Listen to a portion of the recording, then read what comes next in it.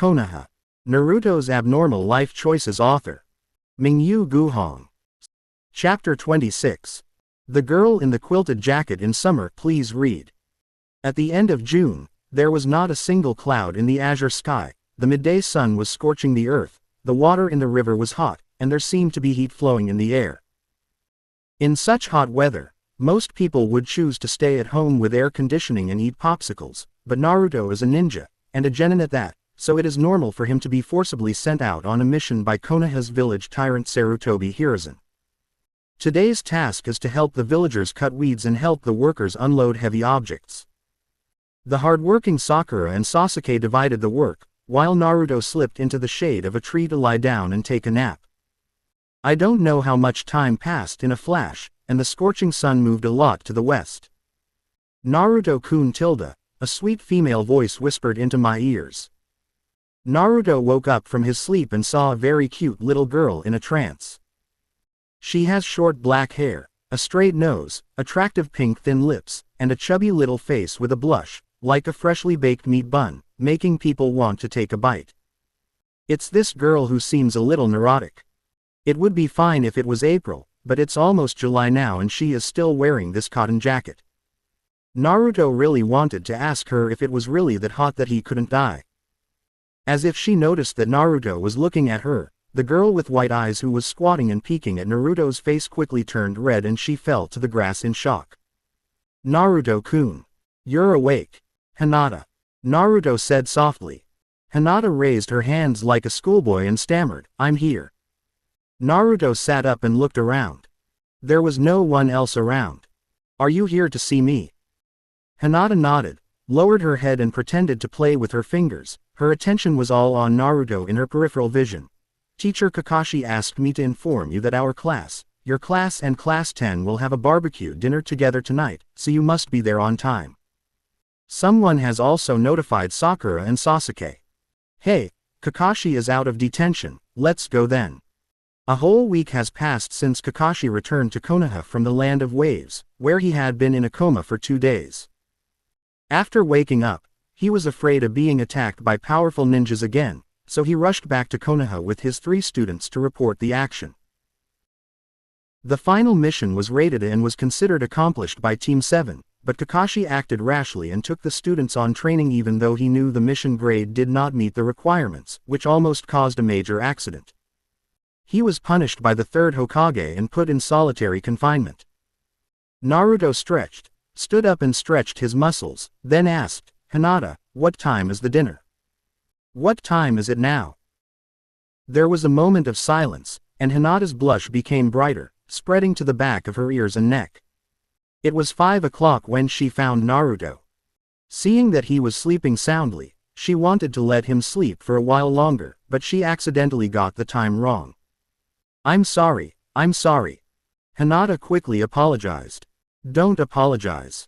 Naruto interrupted her apology and said with a smile, Hinata is such a cute girl, I won't blame her. Ah, Naruto-kun. Hinata was startled by Naruto's words, her breathing suddenly stopped, her face turned red, and she looked like she would faint at any time, and she couldn't even pronounce her words clearly. She was too shy, and Naruto stopped teasing her because he was afraid she would actually faint. Let's go there together and run, said Naruto. Yeah. Hinata's eyes were still wandering, and she nodded and said, thank you, Naruto-kun. Thank me for what? Naruto asked. No, nothing. Hinata clenched her fists and shook her head vigorously. Naruto-kun, do you really think I'm cute? Hinata's heart was pounding wildly. She didn't dare to ask this question out loud, and silently hid the joy of today's harvest in her heart. The last time she was so happy was when she graduated and Naruto said he wanted to marry her. Although she fainted at the time, Hinata remembered those words for a long time. Looking forward to one day. Suddenly a cool breeze blew, dispersing the heat. Everything on the earth seemed to have breathed a sigh of relief. The trees swayed gently, welcoming the arrival of evening. Naruto felt much more comfortable while running. He suddenly called out to the girl beside him, Hinata. Hinata responded, hey. Why don't you try changing into some cooler clothes, Naruto said. Change clothes. Hinata was a little surprised. She had pretty much always dressed this way since she was very young until now, and she didn't quite understand why Naruto suddenly wanted her to change. Could it be? Naruto-kun, do you want to see other costumes? A girl's thoughts are always numerous and messy, but in the end they all involve emotions. Hinata became more and more shy the more she thought about it, not knowing how to respond. Naruto kindly reminded, "You always wear a cotton jacket, it must be very hot." Hinata said, softly and said nothing more. Naruto sighed. It didn't matter. If Hinata didn't feel hot then he wouldn't have anything to say. He just felt it would be a pity if such a nice girl became a fool due to the heat. The location of the dinner was Yakiniku-Q, in the center of the village, a favorite of Konoha ninjas. From Hokage to Genin, they all frequented this store and business was exceptionally good. Sometimes Naruto even doubted whether this was the private property of the third Hokage. Otherwise, how could so many ninjas come to patronize it? It was really strange. Hinata and I entered the private room 404 in the store and found that all the people from the three classes were already there. 3 Jonin were sitting in a row. Kakashi was probably bored from the confinement, and he had his shoulders drooped, looking dejected. Next to him was the bearded Asuma, and behind him was the sexy Kurenai Yuhi. The 4 boys from Class 10 and Class 8 stood in a row on the left. The aloof Urzuzi disdained to associate with them and sat alone on the far right. Sakura and Ino were sitting on either side of the door, separated from each other, and very rarely were they arguing. "Hey, you're finally here," Shikamaru said. "I've been hungry, waiting for you guys." Dinky shouted happily, "Barbecue, barbecue." Aburame Shino, who had little presence, was quiet, while Inuzuka Kiba stared at Naruto with a raised corner of his mouth full of fighting spirit. Ino, the blonde girl who hadn't been seen for a long time, was closest to the door. She turned and looked at Naruto, with some annoyance in her eyes for some reason. After a cold humph, she took the initiative to make room for him. When Naruto was about to sit down like this, Sakura suddenly stood up excitedly, pulled Naruto's arm, and pulled Naruto to sit next to her. "Naruto, you are so lazy. You let me do the mission alone again today. Am I just a heartless mission machine in your eyes? Girl, don't tell me, you actually guessed it right." Naruto didn't say anything, which was taken as his agreement. Hinata glanced at him and sat down next to Ino with a bit of disappointment. But Ino was furious. "Sakura, don't you like Sasuke the most and hate Naruto the most? Go over and sit with Sasuke." Chapter 27 Evil Little Yellow Hair. In the brightly lit Japanese-style private room, the blonde girl Ino looked at her neighbor with clear eyes, and her pink thin lips moved as she spoke words that hinted at matchmaking. "This is the friendship between girls. I'm so envious, Kakashi." The bearded Asuma Sarutobi who was sitting in the middle of the 3 Jonin was secretly poking Kakashi under the table while talking. She raised her eyebrows to hint to Kakashi that girls all knew how to fight for love opportunities for their friends, so you have to be more forceful in bringing me and Hong together today. I knew you wouldn't treat me to a barbecue for no reason. Kakashi sighed with his dead eyes drooping, then raised his right hand to make an OK sign. He had just been released from solitary confinement by the old man of the 3rd generation, and now his son asked him to help. Neither the father nor the son has good intentions. When can they go home and watch the paradise leisurely? After getting Kakashi's reply, Asuma glanced at the mature and beautiful Yuhi Kurenai, and his heart couldn't help but feel a little excited, looking forward to Kakashi's matchmaking in a while. Kakashi also took a look and shook his head helplessly, thinking, Asuma really found the right person. Although I have never been in a relationship, I have already learned all kinds of knowledge and theories in the paradise of intimacy. He immediately turned his attention to Ino and Sakura. How to match people up. After all, he had no experience in this field, so he needed to learn more. But it seems that Ino has matched the wrong person. It seems that Sakura likes Naruto.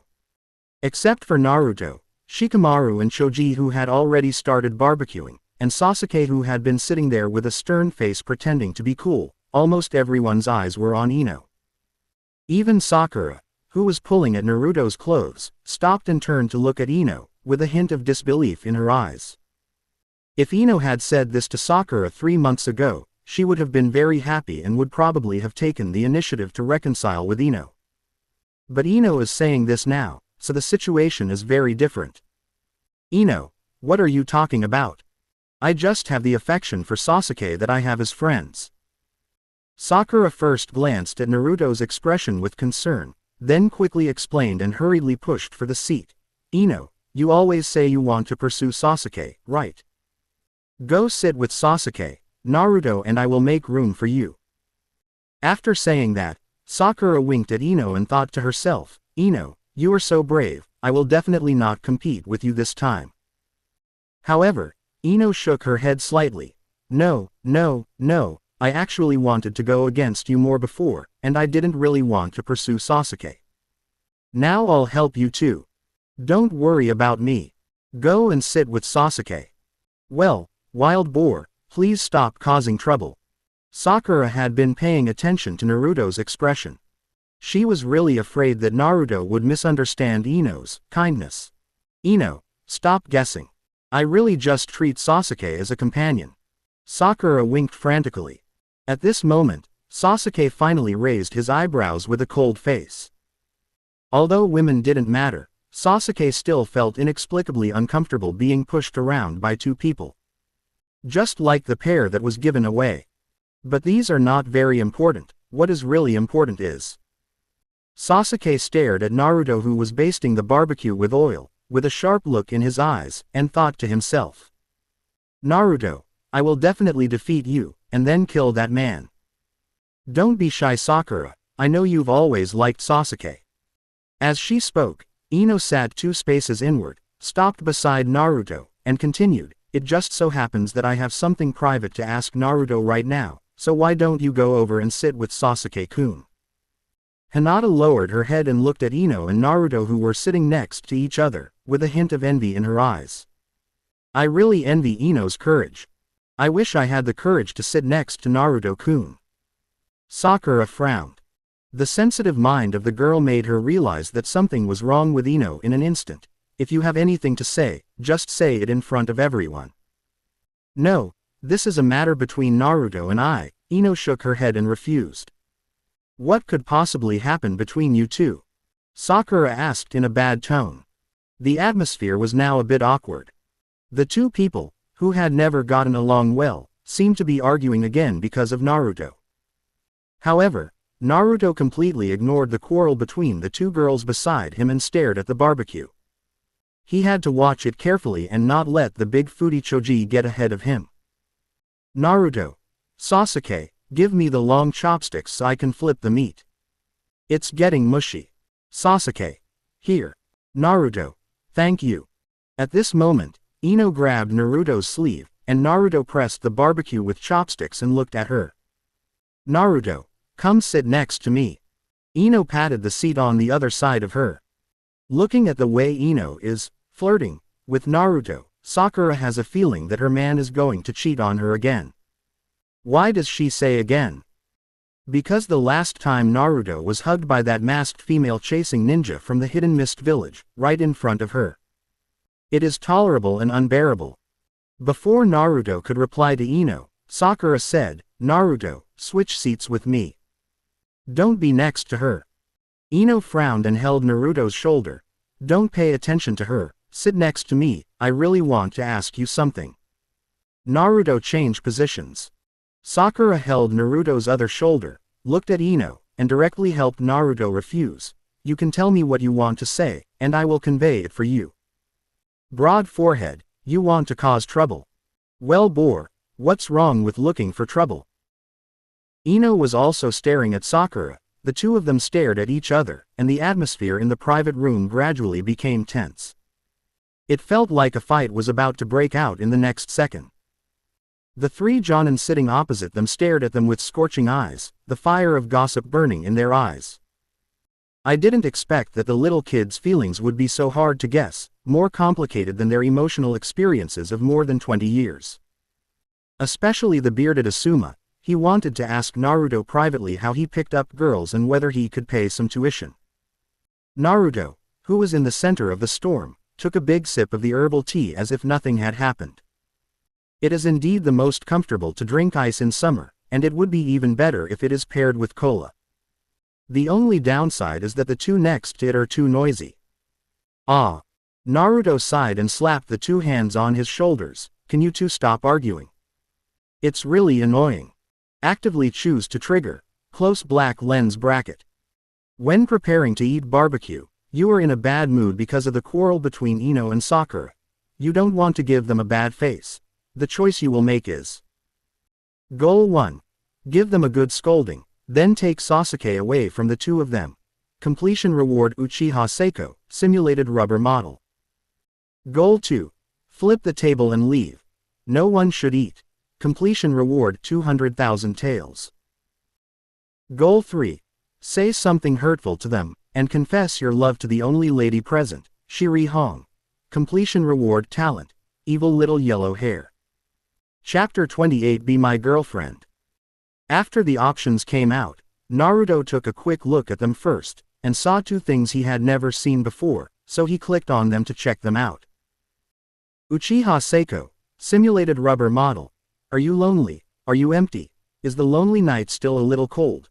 Don't worry, she is here today. Uchiha Seiko, a must-have fatigue relieving artifact at midnight, one-click installation, easy to get home. Talent, evil little yellow hair. After you obtain it, the opposite sex who meets the conditions has an admirer other than you will be more likely to have a favorable impression of you. Closing square bracket. Tisk tilde. These two things may not seem very useful, but Naruto has been a stamp collector since his previous life. No matter whether it is useful or not, as long as he can accept the conditions and it is not dangerous to get it, Naruto will try his best to get it. Even if you just keep it as a collection, it won't be covered in dust all the time.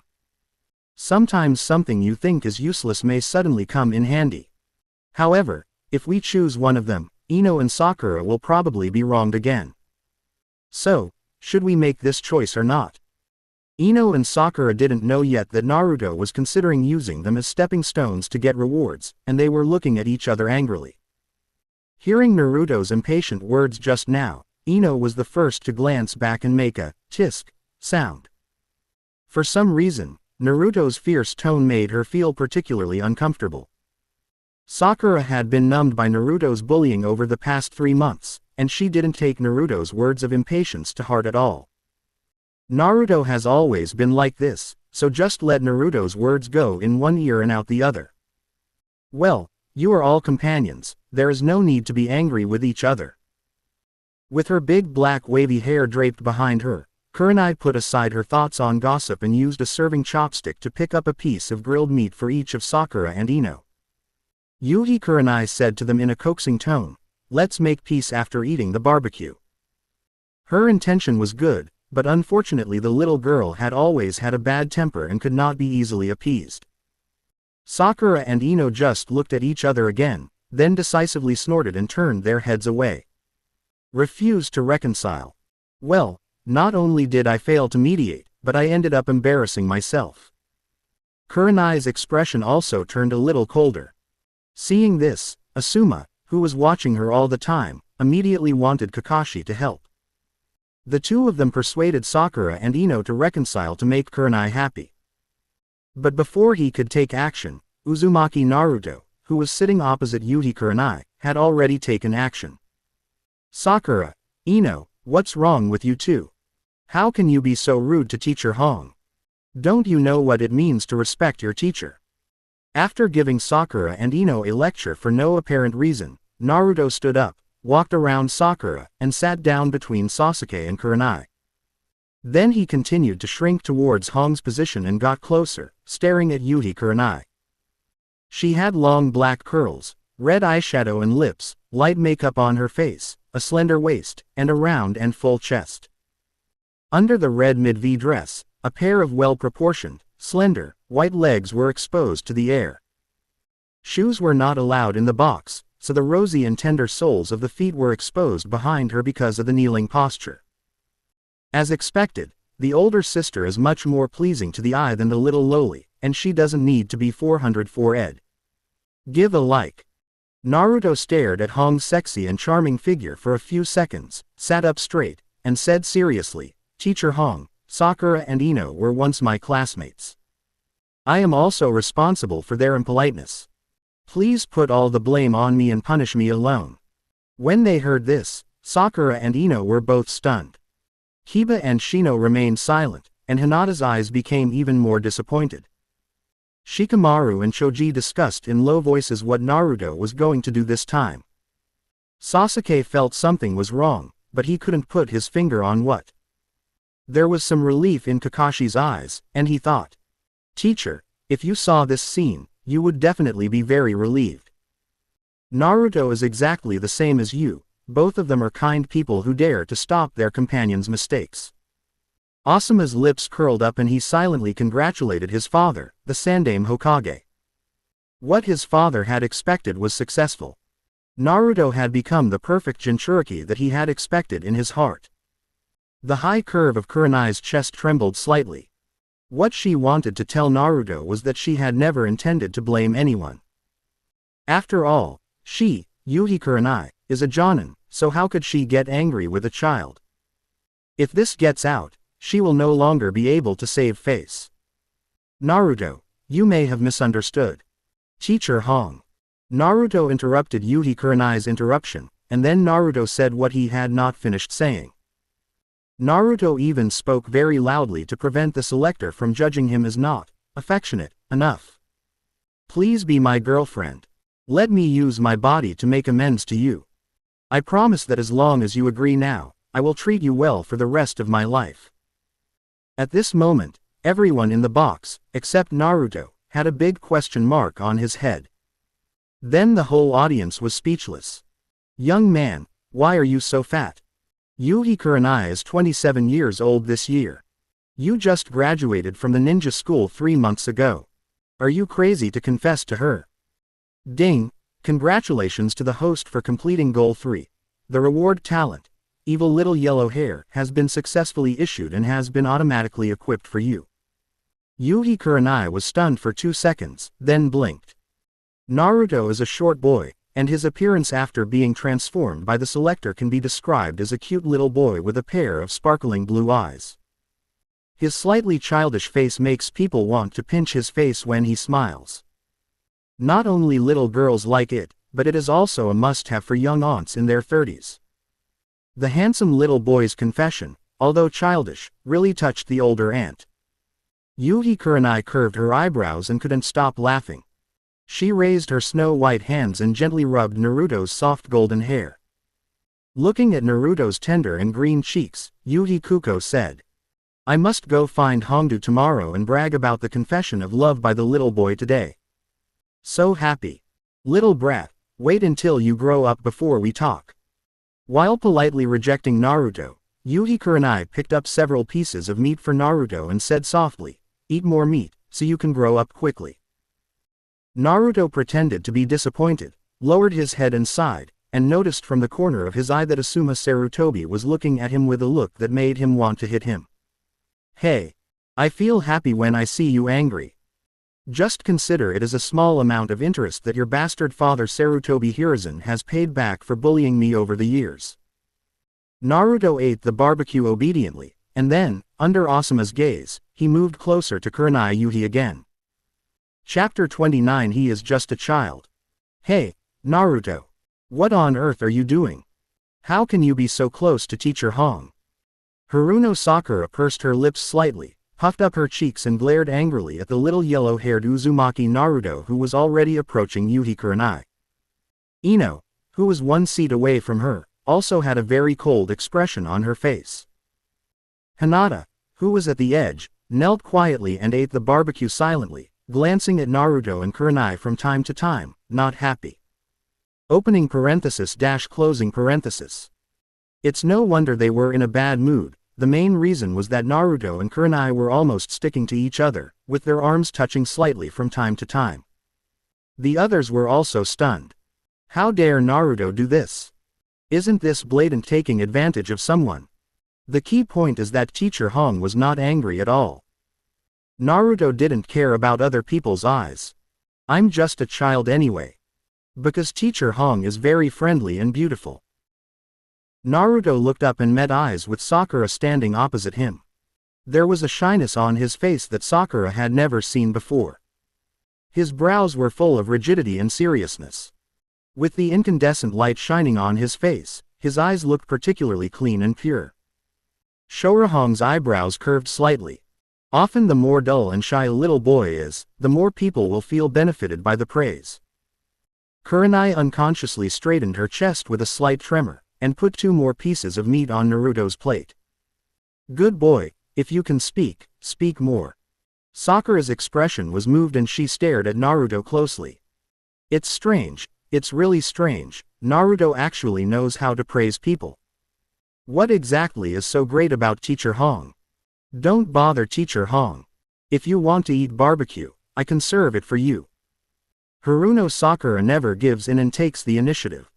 Asuma silently gave Sakura a thumbs up and thought to himself. Well done, Sakura, quickly pull Naruto away. Even though this bastard is just a child, he is too close to Kurenai, which makes people very unhappy. Unfortunately, however, Asuma's wish was destined to fail. Naruto had no interest in feeding the little loli. How could a little sister be as good as an older sister? Besides, Naruto had the intention of deliberately disgusting Asuma. Then it would be even more impossible for him to leave Hong. Asuma, I'm about to use my full strength against Teacher Hong, I hope you can withstand it. Naruto glanced at Sakura indifferently, then decisively rejected her, and then said firmly, compared to Sakura, I still think that the barbecued meat picked by a dignified and elegant intellectual beauty like Teacher Hong will be more delicious. Xiaoying's mouth twitched. I don't want to pay attention to you anymore. You will make me angry to death sooner or later. Then ignore me. After saying that, Naruto ignored Sakura's angry expression, turned his head and looked directly at Yuhi Kurenai, and quickly looked at her figure with his peripheral vision.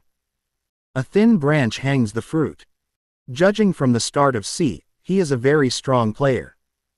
I hope the so-called talent can work for Yuhi Hong. Naruto tentatively picked up the plate and asked for Kurenai's help. Teacher Kurenai, I'm done eating. Can you give me some more? There was a stagnation in the box. Everyone's expression was a little bit weird. Naruto really left them speechless. It would have been fine if Kurenai took the initiative to pick up the food, but there was nothing but grilled meat in front of you, and you couldn't pick it up yourself if you wanted to eat it. Sakura, Sasuke, and Kakashi all held their foreheads in their hands. As classmates of Naruto, today was really embarrassing. Hiba was laughing wildly in his heart, ha ha ha, Naruto can't even use chopsticks, it's so shameful. He even needs others' help to pick up the meat when he eats. He must not have made any improvement in strength. Shikamaru was thinking, Ino was sulking, Shino was in a daze, and Choji was taking the opportunity to finish the barbecue. Hinata discovered the bright spot. Her focus has always been on Naruto. Just now, she seemed to see that Naruto seemed to be looking at Teacher Hong's bust. Naruto-kun, is that the one you like? Thinking of this, Hinata's fair little face blushed, and she lowered her head in embarrassment, pretending to be a foodie and frantically snatching food from Shikamaru. It is good.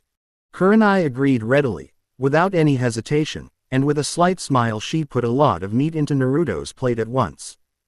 Since they were too close, touching was inevitable. For example, in the lower body, Naruto's legs and Kurenai's legs were already touching, separated only by Naruto's pair of pants. But even so, Kurenai Yuhi didn't seem to mind, and Naruto couldn't help but sigh that the evil little yellow-haired boy's talent was indeed a very powerful ability. Maybe it will come in handy in the future. This time the reward is like finding a treasure. The needle does not poke. Eat more. Kurenai Yuhi lifted the hair beside her ear and continued to pick up meat for Naruto. She didn't know why, but it was the first time she had such a good impression of a child.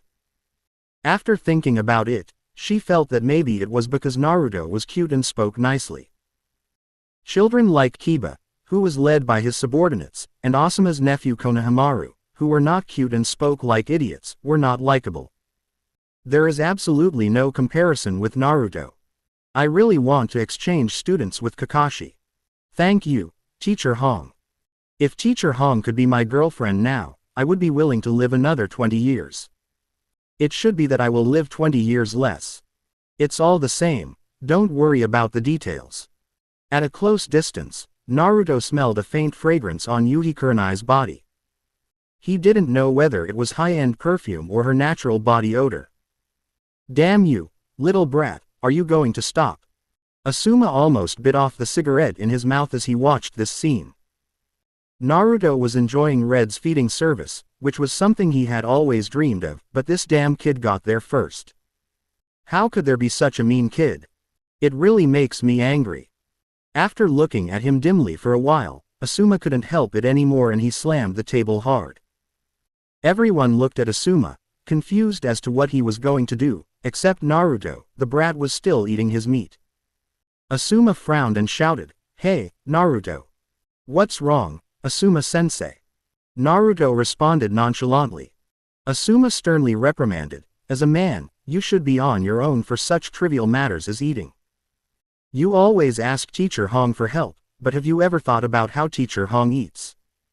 Don't be so selfish." This way of putting it is simple and clear, and it also reflects Hong's perspective. It's perfect. Naruto should understand, right? If he troubles Hong again, don't blame me for using my authority as a jonin.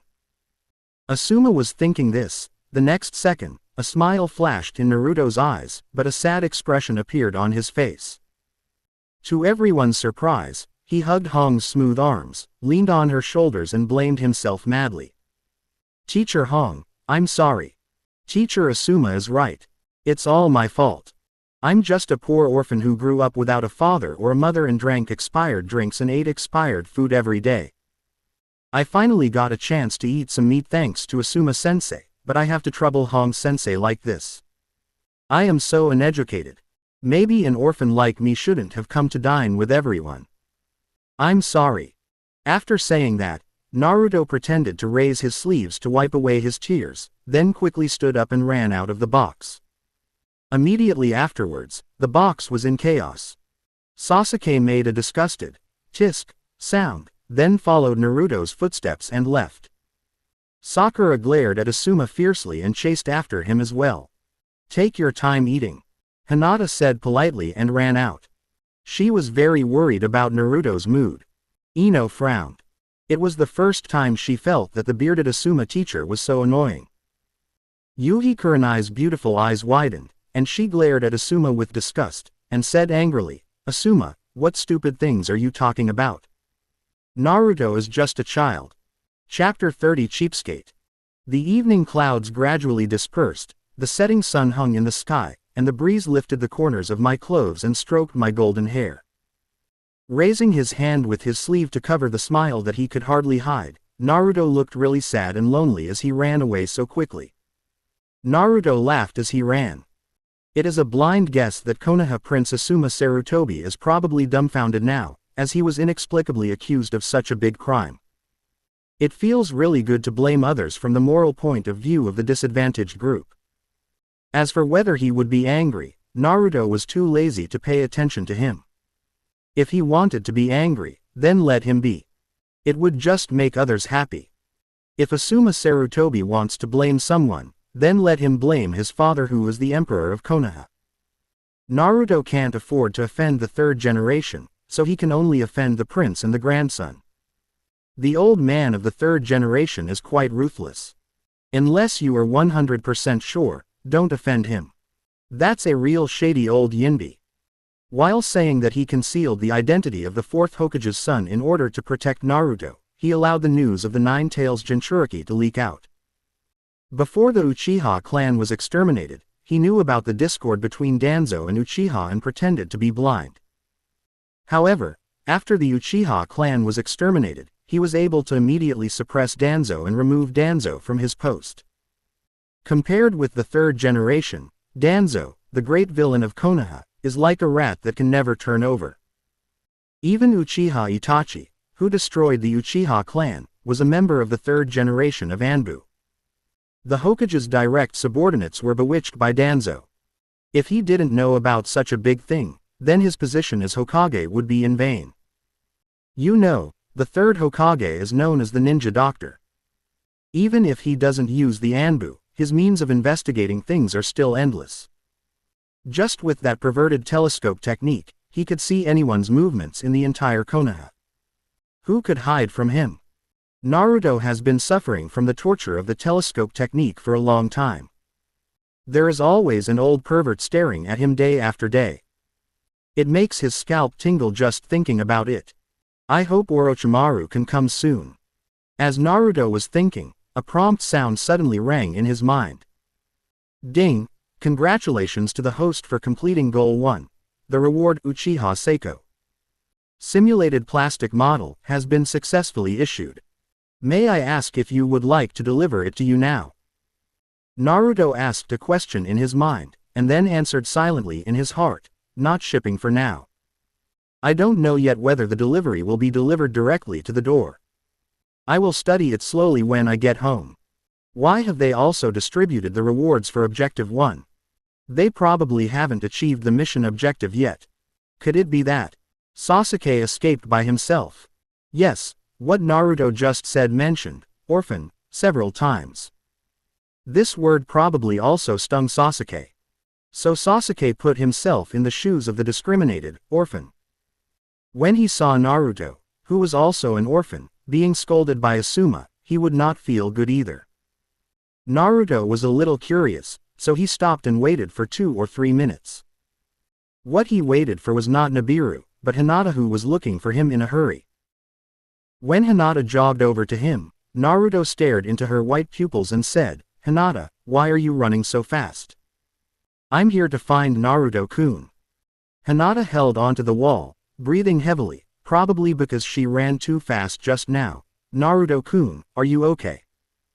The cool evening breeze blew in, rustling in Hinata's ears and ruffling her hair. "I am fine." Naruto raised his hand to block the wind for her. "Are you alone?" "Well, everyone else went to other places to look for Naruto-kun.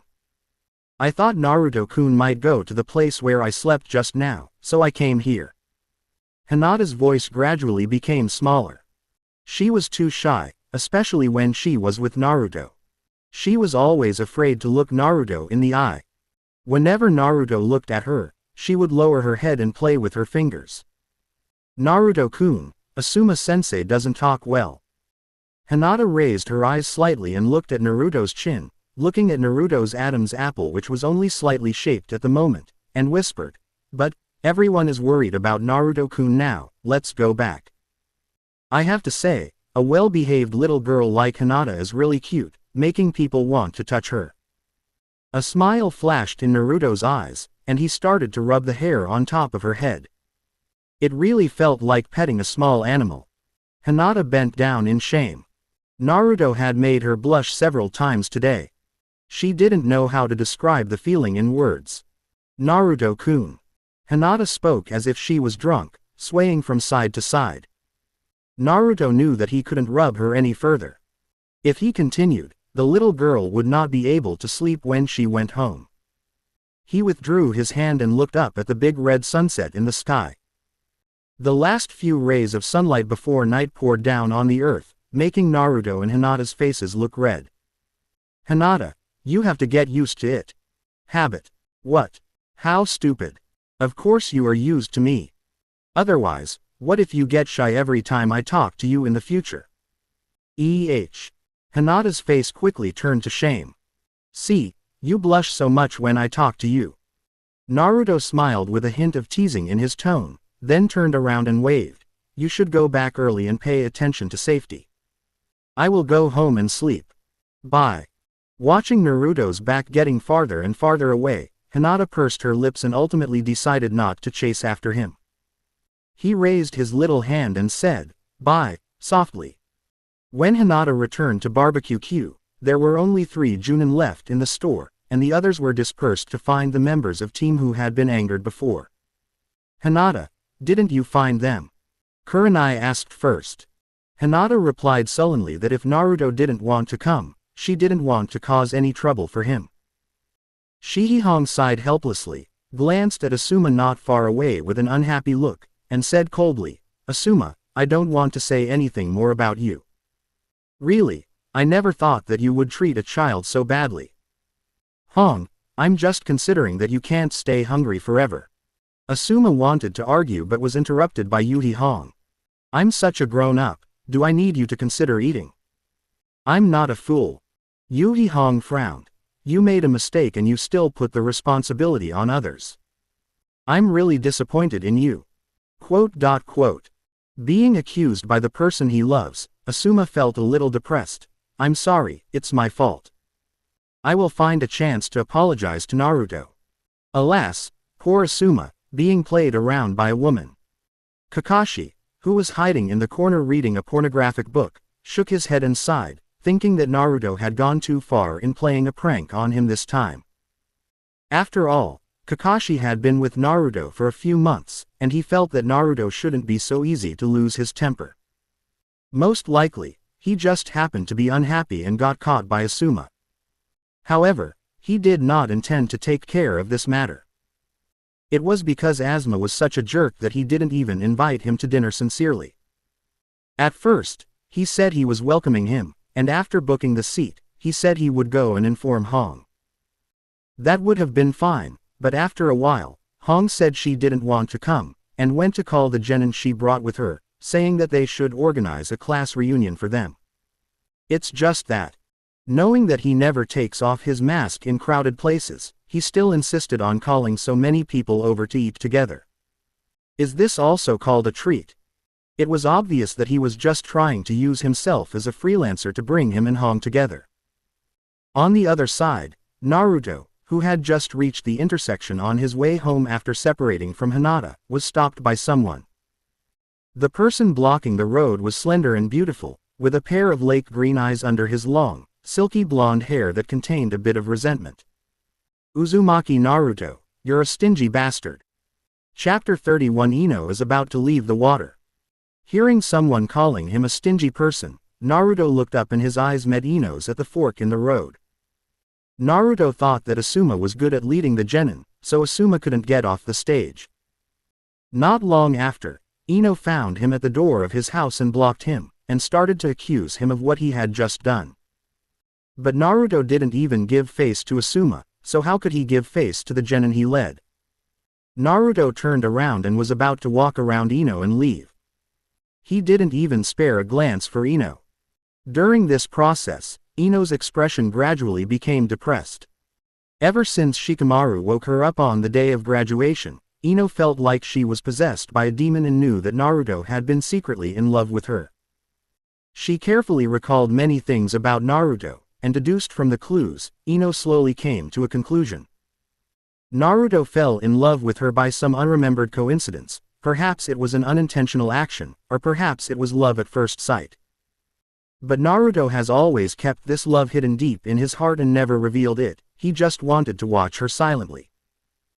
It wasn't until she had an argument with Sakura, and the argument became increasingly intense, that Naruto didn't want to see her sad, and even though he knew that she and Sakura were angry with each other because of Sasuke, he still decided to help her resolutely.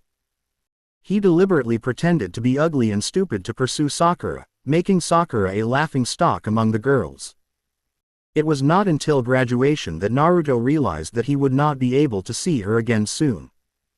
He finally made up his mind to tell her his true feelings, so he stopped acting ugly and stupid and started to show his strength. He then defeated Kiba with one blow, just to prove to himself that he, Uzumaki Naruto, was definitely not the clown that everyone thought he was. But at that time, I didn't know what Naruto was thinking, and my attitude towards Naruto was still bad. Not only did I block the road to challenge him, but I also cheered for Sasuke when Naruto and Sasuke were fighting. Whenever Ino thought of Naruto's domineering attitude when he said he would not allow her to cheer for Sasuke that day, and Naruto's disappointment when she rejected him, she felt like something was blocking her chest. After defeating her love rival, the secret crush she had been silently protecting was still impatient with her. After Ino sorted out her thoughts and put herself in his shoes, she felt extremely sad. What's more, this is Naruto who actually experienced all of this. But it's not all my fault. It's you who likes me but keeps it to yourself. How would I know all your little thoughts? If you had told me everything clearly earlier, even if I didn't have any feelings for you, I wouldn't do anything or say anything to hurt you. Finally, if Shikamaru hadn't reminded me, I would never have thought about it in this way in my life and would never have known what you were thinking. You don't say anything, so how can you not know whether I will fall in love with you in the end? When she thought of this, Ino couldn't help but want to find Naruto to explain everything, but they were all ninjas, and they were still genin who had the most trivial tasks. There aren't many opportunities to meet. I finally met him today, but he didn't even want to say a word to me. Ino stomped her feet, ran to Naruto and opened her arms to stop him, and shouted again. Uzumaki Naruto, you're a stingy guy. Yeah, I am a cheapskate, so can you just go away? Naruto had a cold face and looked away indifferently. Hearing this, Ino couldn't hold back any longer. A thin layer of mist appeared in her eyes, and she gritted her teeth. Aren't you going to explain everything clearly? Quote question mark question mark question mark quote. Naruto raised his eyebrows, speechless. What do you want me to say, that I was teasing Asma on purpose? Please, miss, stop being funny. No criminal would admit that he had made a mistake. Naruto didn't want to pay attention to this stupid little girl. He yawned and wanted to avoid her again. But this time Ino was really stubborn. If he went to the left, Ino blocked him on the left. If he went to the right, Ino blocked him on the right. Excuse me. If you don't let me, I'll beat you. If you want to do it, go ahead and hit me. Naruto silently took half a step back, wondering if Ino had prepared some killer move. He was knocked unconscious by one move last time, but she dared to jump like this so soon. Something is wrong, very wrong. Naruto smelled a conspiracy, and asked, what exactly do you want to do? I want you to explain everything clearly. Ino was very firm about this. That is absolutely impossible. There is no way Naruto can go and clarify things for Asuma. It seems that the only way out today is to knock Ino unconscious and throw her aside. Shaking his head, just as Naruto was about to get into a fighting stance, the sound of the selector rang out. Passive selection trigger, close black lens bracket. When you were returning home in the evening, you were stopped by Ino. She persistently asked about your feelings and wanted to clear up the misunderstanding between you and her. What choice will you make? Choice 1, stay friendly. Make up a false past according to Ino's thoughts to make her happy and reach a reconciliation with her. Completion reward talent. Mouth full of lies. Choice 2, treat it rationally. Tell her not to come to you again, and then leave her range. Completion reward 5% control of the nine-tailed fox. Choice 3, act recklessly. Invite her to your home to talk, then knock her out and tie her up when she's not prepared, and then complete the reward 15% control of the nine-tailed fox. Choice 1, ruthless. Kill her in public. Completion reward Devil's Contract X. What the hell? Ino wants to clear up the misunderstanding between her and me. What misunderstanding did I have with her? Naruto was completely confused when he saw the text prompt. He thought Ino came to him because of Asuma's incident just now, but it seemed that was not the case at all. But Naruto really didn't know which misunderstanding between him and Ino was referring to. Did he start by coaxing her into doing a striptease, or did he knock her out afterwards, or did he pinch her face in public on the day of graduation? I don't think so. If it was these things, then they would just start fighting. There would be no need to stop them and talk about weird things for so long. At this time, the puzzled Naruto began to look at Ino. She was wearing a black top with a black skirt today. Her belly and thighs that could not be covered by the clothes and pants were wrapped with bandages. Although the outfit was a bit strange, it could be said to be good-looking. The little bit of skin that was exposed was as white as tofu, and it seemed as if water could be squeezed out of it. No, the water is about to come out. Ino's eyes were misty, as if she was about to cry at any moment. Naruto asked confusedly, "What do you want me to make clear?" "You know it in your heart."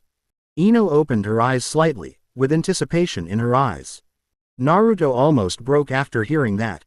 "Damn, I don't know the answer. If I wanted to know, I would still be asking you." Alas, she refused to tell me what she wanted to reconcile with. "It seems that I will never get the new talent." Naruto took a deep breath and said, "Ino, please don't come to see me again." Chapter 32. A mouth full of lies. Ino felt unexpectedly stunned when she heard Naruto's answer. "What did you say? I told you not to come to me again." In case Ino didn't hear clearly, Naruto spoke a little louder this time. "If you want to continue standing here, then continue standing. I have to go home and rest. You are not allowed to leave. No matter what the result is, you are not allowed to go anywhere until you make your point clear today. What if I have to leave? Then just knock me out and go back. Aren't you the best at this anyway?" In order to prevent Naruto from suddenly slipping away, Ino actually grabbed Naruto's wrist and refused to let go. Naruto frowned, shook off her hand, and looked at her coldly. "You should know that I'm not a warm-hearted guy who can't bear to hit a girl. Then go ahead and fight if you want. It's up to you." Ino looked at Naruto stubbornly. The mist in her eyes turned into water drops that flowed down her eyes one by one. Looking at Ino gritting her teeth and holding back tears, Naruto felt so tired. He also wanted to explain clearly and get the reward, but he didn't know the reason, so where should he start? Otherwise, why not try and see if you can trick her? First of all, we need to figure out what is going on. After thinking about it, Naruto decided to take a bold attempt and reached out to wipe her tears. Ino subconsciously wanted to dodge, but hesitated for 2 seconds before moving. She was afraid that this stingy guy would be mad and run away again, so she stood there sobbing. Her cheeks felt the warmth of Naruto's fingertips, and Ino said, "Humph, I knew you were trying to scare me. You even said you were going to hit me." Naruto couldn't help but pout when he heard that. He felt that Ino was really confused. He beat her very cleanly last time. How could she have such a bad memory and forget it? "If you want to be spanked so badly, I'll give you a slap next time. HMPH, you dare. I really dare. Then you fight now."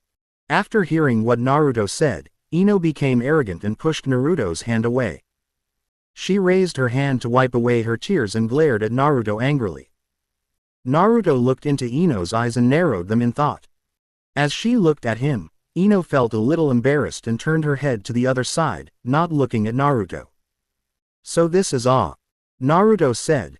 "Tisk, forget it, I won't reward you. You should tell me your ideas first.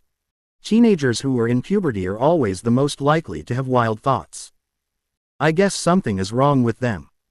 Naruto leaned against the wall with his hands in his pockets and said softly, "Ino, why don't you tell me what you think first?" Hearing Naruto's soothing words, Ino's heart moved slightly, but then she thought about how he had made her cry today, and she felt a little uncomfortable. "Why didn't you say it first?" The girl's Tsunere heart was at work, and she couldn't help but suddenly feel like getting angry at the critical moment. Naruto was convinced. It turned out that little girls were difficult to please and were far less gentle and sensible than the older sister. "Then stop talking. I'm leaving." Naruto turned around and pretended to leave, but after taking a few steps he was pulled back by Ino. "It's like this again. Why are you so stingy?" Ino sniffed, her eyes still red from crying. After being beaten around in circles by Naruto, her true feelings were completely exposed. Ino lowered her head slightly and slowly spoke out her true feelings. "Last time, although I did go a little too far, it's not entirely my fault. It was because you bullied me first that I went to cheer for Sasuke." The sun was setting and the sky was getting dark. The dim street lights were turned on at an inopportune time, illuminating Ino's guilty and aggrieved face. Naruto stared at her delicate and beautiful face and sighed inexplicably. "I see. What you said makes sense. Indeed, I was also wrong. I shouldn't have made you angry first." Hearing Naruto's admission, Ino pursed her lips in grievance. "That's right, you didn't say anything, how would I know what you meant? I did a bunch of inexplicable things and said a bunch of inexplicable things, but I didn't explain it and just let others guess. What if they can't guess it? You're just over-guessing. Naruto looked at her and felt that the time was about right, so he said, Ino, smile now and we'll make peace.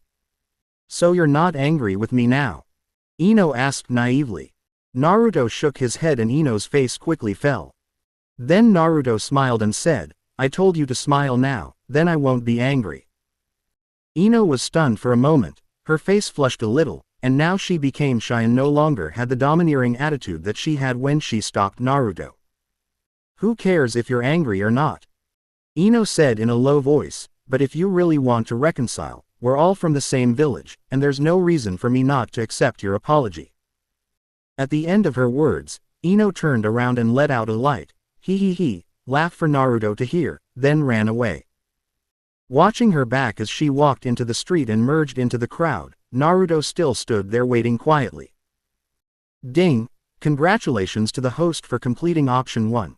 The reward talent, Mouthful of Lies, has been successfully issued and has been automatically equipped for you.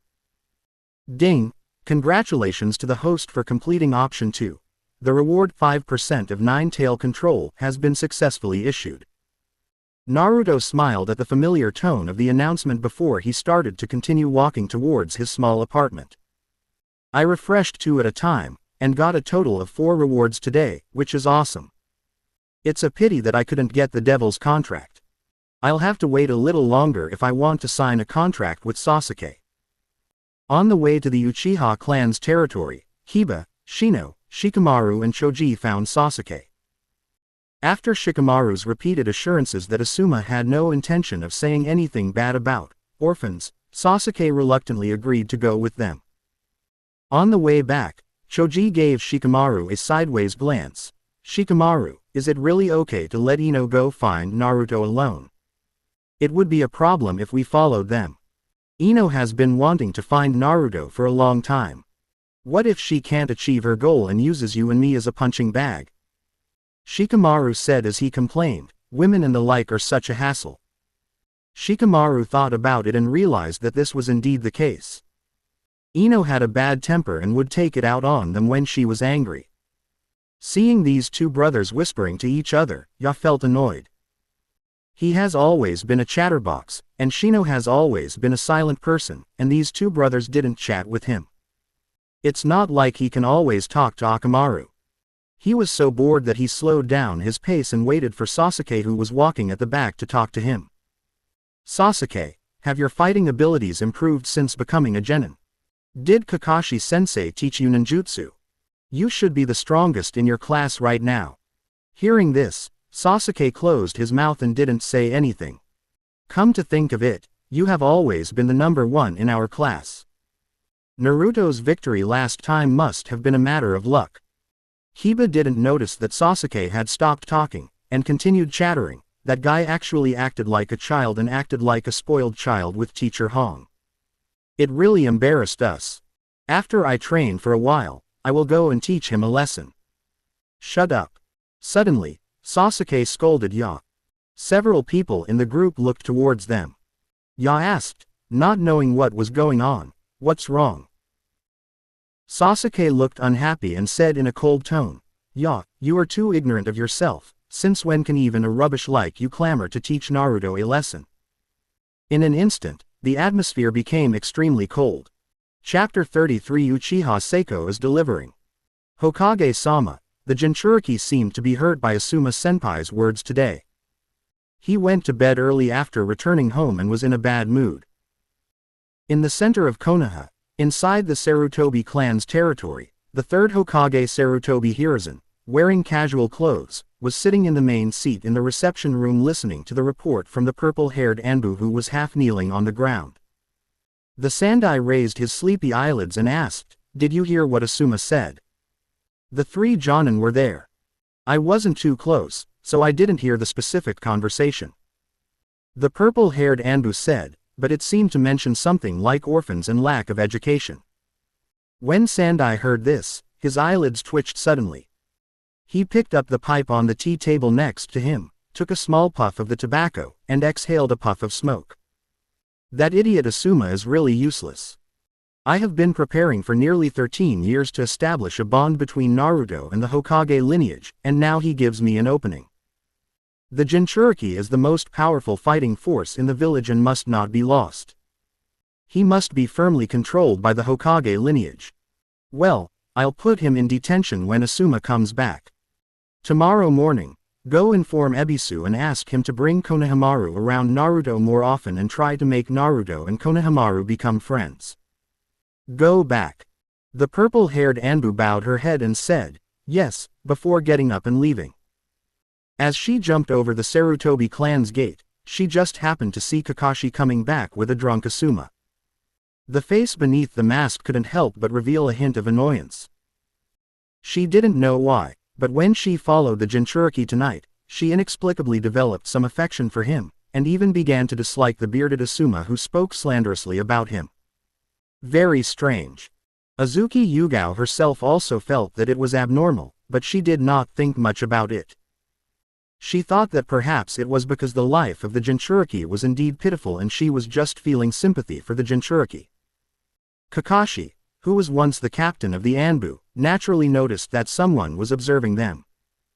After looking at each other and knowing that she was an Anbu directly under the Hokage, Kakashi ignored her and continued to support Asuma as he walked inside.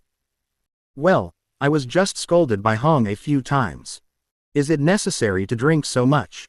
Really?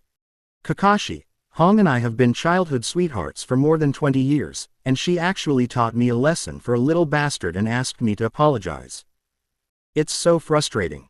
Hong is doing this for your own good. Didn't she say she would come to see you tomorrow morning? Why are you still sad? What's the point of coming to see me this morning, Kakashi? So you old bachelor, you know nothing. Who are you scolding? We're all single, how are you better than me? Kakashi pushed Asuma into the Sarutobi house with force, and without caring about Asuma who fell to the ground, he turned around and left in a tantrum, heading towards the Konoha hospital. Half an hour ago, Shikamaru ran to inform them, saying that it was because Kiba said something wrong that made Sasuke unhappy. Afterwards, Sasuke started fighting with Kiba and Shino, and he knocked down 2 people from Team 8 and Kiba's dog Akamaru by himself. However, Sasuke's condition was not much better. 3 people and a dog were admitted to the hospital at the same time. Hong has already rushed over to see Shino and Kiba. As a guiding Jonin, Kakashi now has to go and ask Sasuke what's going on. At this time, in the Konoha hospital, Sasuke pulled out the infusion needle from his arm and threw it aside casually. The injuries on his body made Sasuke feel humiliated. If it was Naruto, there's no way he'd get hurt by teaching these 2 pieces of trash a lesson. Walking to the window and looking at the moon in the sky, Sasuke recalled that night again. His eyes turned scarlet and he gritted his teeth and made up his mind. I'm still too weak. I'm going to find Kakashi to help me train. As the moonlight began to brighten, Naruto lay on his bed and read the reward instructions. Talent. Mouth full of lies. If you tell a lie 1,000 times, it will become true. Your words will have a small impact on others, making it easier for others to believe you. Closing square bracket. It's only a small impact. Naruto made a dissatisfied, tisk, sound. He thought he could get the original body's words to speak for him, but it seemed that he was thinking too much. There are many rewards today, but the only thing that can improve one's own combat power is the control of the 9-tailed fox.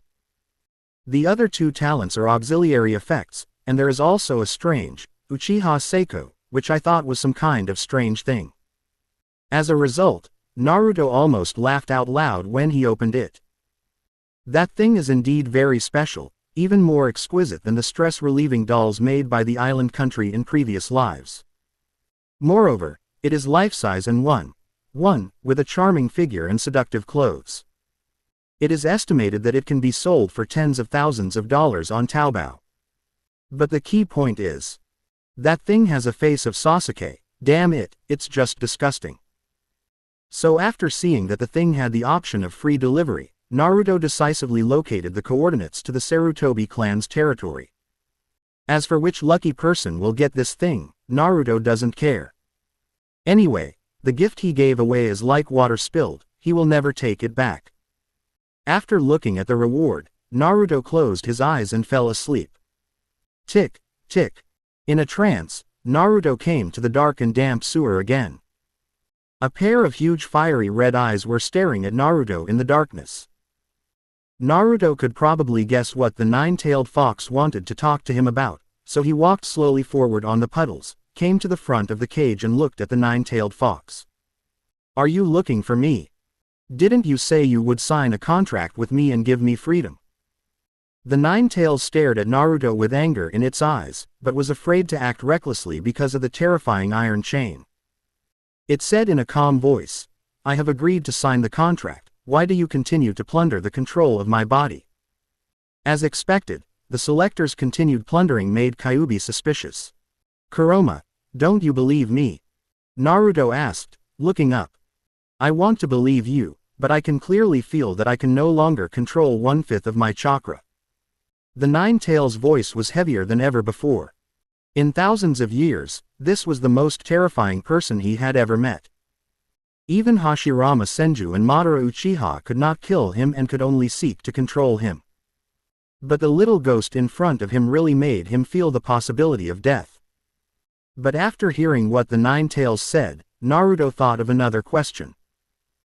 Just now the nine-tails said that 1/5 of his chakra was taken away, but Naruto has only gained 11% control over the nine-tails so far, and there is only half of the nine-tails in his body. How can it be 1/5? Unless this 100% definition includes the other half of the nine-tailed fox as well. Then will there be another possibility? After the control exceeds 50%, the remaining 50% will be directly extracted from the nine-tailed fox sealed in the fourth Hokage's body. If this is true, then will the nine-tailed fox in the fourth Hokage's body disappear and come out directly from his own body? And is there a possibility of directly seizing control of other tailed beasts in the future? It would be interesting if it were possible. Chapter 34. Konoha Female Bodhisattva. In the cage, the nine-tails saw that Naruto was in a daze for a long time and didn't say anything, and couldn't help but get angry and growled uncontrollably. Aren't you going to give me an explanation? The huge space was flooded with water due to the nine-tailed fox's roar, and it rushed into the darkness behind. Tisk, how come after being locked up for so many years, he still has no patience at all? Naruto looked displeased as he looked up at the nine-tails calmly. Kuroma, I can only say that you are too petty. You can't accept just this little bit of chakra. I am not strong enough now, so what's wrong with using a little of your power? This is a lot of power. You could have borrowed it, but why didn't you return it? The nine-tailed fox bared its teeth and glared at Naruto with a gloomy expression. The loss of power made it anxious, and it was worried that eventually its power would be completely deprived by Naruto bit by bit. Haha, nine-tailed fox, I'm only speaking to you nicely because I'm giving you face, so you'd better not be too presumptuous with your attitude. Naruto narrowed his eyes and smiled slightly. You'd better figure out the priority between us before talking to me. Of course, if you still want to be tied up, you can try it. The nine-tailed fox's eyes were red with anger. What Naruto said made it seem like he was treating it as a slave who could have life and death at his disposal, which made the proud beast extremely angry. But the fact is, just as Naruto said, it felt deeply helpless about Naruto's chains. For the first time, Fox knew what it felt like to have cold hands and feet. Sorry. I was impulsive. The nine-tails didn't know that Naruto was just bluffing it. According to Naruto's personality, if he could really control the chains, he should have tied him up when the nine-tails glared at him. When Naruto entered here passively, he tried to use it, but it was useless. He could not feel the existence of the chain at all. I don't know what conditions need to be met to be able to control it freely. You have a decent attitude in admitting your mistakes, so let's forget about it this time. Naruto said calmly. Don't worry, I don't bother to lie. I will definitely give you freedom if I say I will, provided you don't make me angry.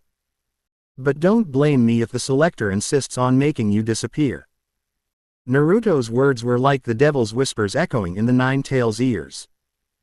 Coupled with the fact that the thread of the chains was so strong, the Nine-Tails subconsciously wanted to believe that what Naruto said was true.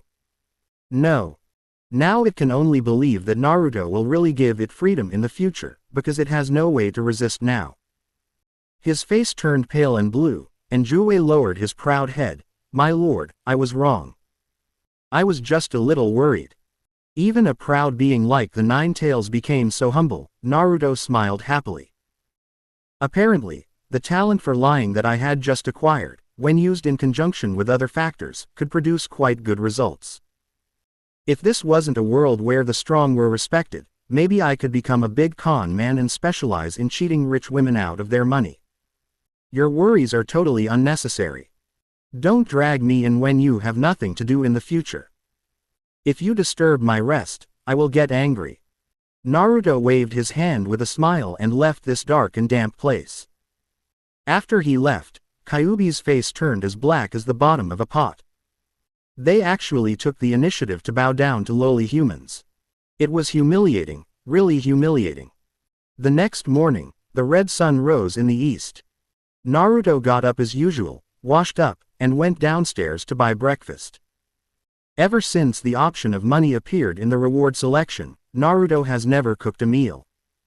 In his words, why should you earn your living when you can spend money to enjoy yourself? Now there are very few stores that are unwilling to sell things to him, and many stores are even willing to give him discounts. The reason is simple: handsome. In Konoha, there may be more men who open shops, but most of the people who run the shops are girls. As a handsome little boy, those girls whose values are based on his looks don't care whether he is a fox demon or not. They just want to have a sweet love with him. Especially today, Naruto with his yellow-haired talent attracted the attention of the women in the breakfast shop. As soon as he arrived at the morning market street, several proprietresses who were familiar with him waved to him and asked him to come in for a meal. They acted like concubines in the harem vying for favor. Naruto-kun, do you want some steamed buns? I'll give you 2 big hot buns for free. Naruto-kun, come to my shop and I'll let you eat my pussy. Naruto, come to my fried noodle shop. You can add chicken powder or MSG if you want. The husbands of those boss ladies looked at Naruto with murderous intent, and sneered at the boss ladies' attentions to Naruto. One of the couples even started quarreling on the spot. But in fact, these men were worrying too much. Naruto completely ignored their wives' greetings. First, Naruto is not interested in average-looking women. Second, Naruto has enough money to buy breakfast, so there is no need to eat free food. Third, free things are sometimes the most expensive. Naruto is still young, and if he eats breakfast, he might be targeted by the 404 God. Naruto, you're buying breakfast here too. When passing by a dumpling shop, Naruto heard a familiar voice. He turned his head and saw the slim figure of Kurenai Yuhi standing at the door of the dumpling shop. She was wearing a pure white home dress with a black belt tied around her slender waist. Her eyes were as clear as water under her long eyelashes and her red lips were plump and rosy. Probably because she was on vacation, Kurenai Yuhi was wearing white stiletto heels today, which made her look even more charming than yesterday.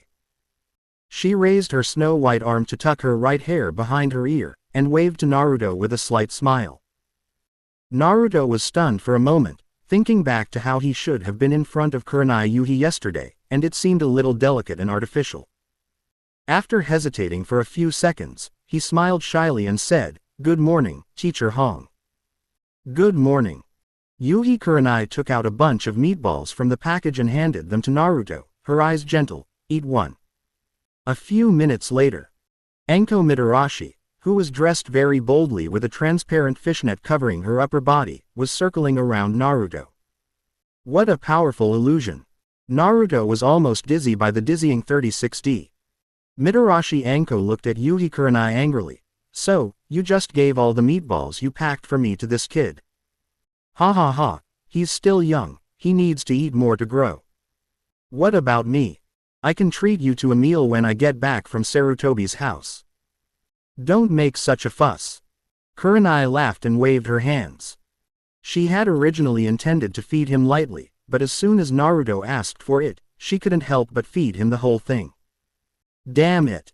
I even took a day off to accompany you to Sarutobi's house, and you treated your sisters like this. Hongdu was so angry that she wanted to hit someone. Okay, I admit my mistake. Hong apologized perfunctorily. Hearing the word, Sarutobi, Naruto suddenly remembered that he had sent Uchiha Sasuke to the Sarutobi family last night. So I asked curiously, what are you doing at the third generation's house? I promised to go see Asuma yesterday. Hong didn't hide it and directly told her purpose. Then, as if she suddenly thought of something, she said, Naruto, do you want to come with us? It's a good opportunity for Asuma-sensei to apologize to you. Okay, I'll go. Naruto agreed immediately. He also wanted to see which lucky person got the Sasuke. It would be fun if it happened to be Asuma. Even if it's not the case, it doesn't matter. I can follow Hong and let Asuma apologize to me in front of the Sarutobi clan. That will feel pretty good. So, the three of them walked together and headed towards the Sarutobi clan's territory. On the way, Hongdu was still sulking about the meatballs being eaten, but the meatballs were gone and that was it. Even if she was very angry, she couldn't really get angry with her good sister Kurenai Yuhi. She could only stare fiercely at the culprit Uzumaki Naruto who ate all the meatballs. She was much taller than Naruto, so she bent slightly when looking at him. Naruto didn't mind being stared at by her for a while. After all, 36D was really pleasing to the eyes. I, Uzumaki Naruto, wish to call Mitarashi Anko the #1 female bodhisattva of Konoha. As if she noticed Naruto's gaze, Hongdu said threateningly with a gloomy face, little bastard, watch your eyes and don't look around. Hearing this, Naruto raised his eyebrows, turned to Yuhi Kurenai and said, Teacher Kurenai, who is this ugly girl? Not only is she not 1/10 as pretty as you, but she's also so fierce. Ugly girl. The corners of Hongdu's mouth twitched wildly and her fists made a crackling sound. It was obvious that she wanted to hit someone. But at this time, Shihi Kurenai stood up. Hongdu, why are you being so mean to a child for no reason? Red beans. No way, sister, he looks like he has already graduated, but he is still a child. Normal ninjas at this age have killed people. Chapter 35 An accident happens. Under Kurenai Yuhi's deliberate protection, Anko Mitarashi still did not attack the kid, Naruto. The little brat doesn't know what beauty and ugliness are, so just ignore him. The majestic upper body rose and fell, and Hongdu tried to comfort herself and calm herself down. But she still really cared about the word, ugly girl. Today, the feud was settled. She slightly opened her rosy lips and said in a deep voice, you little brat, just wait for me. Don't let me get you alone in the future.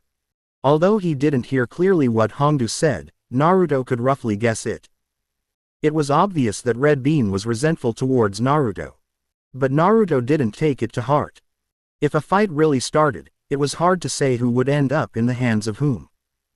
At about 9 o'clock, Naruto followed Kurenai Yuhi and Anko to the Sarutobi clan's territory.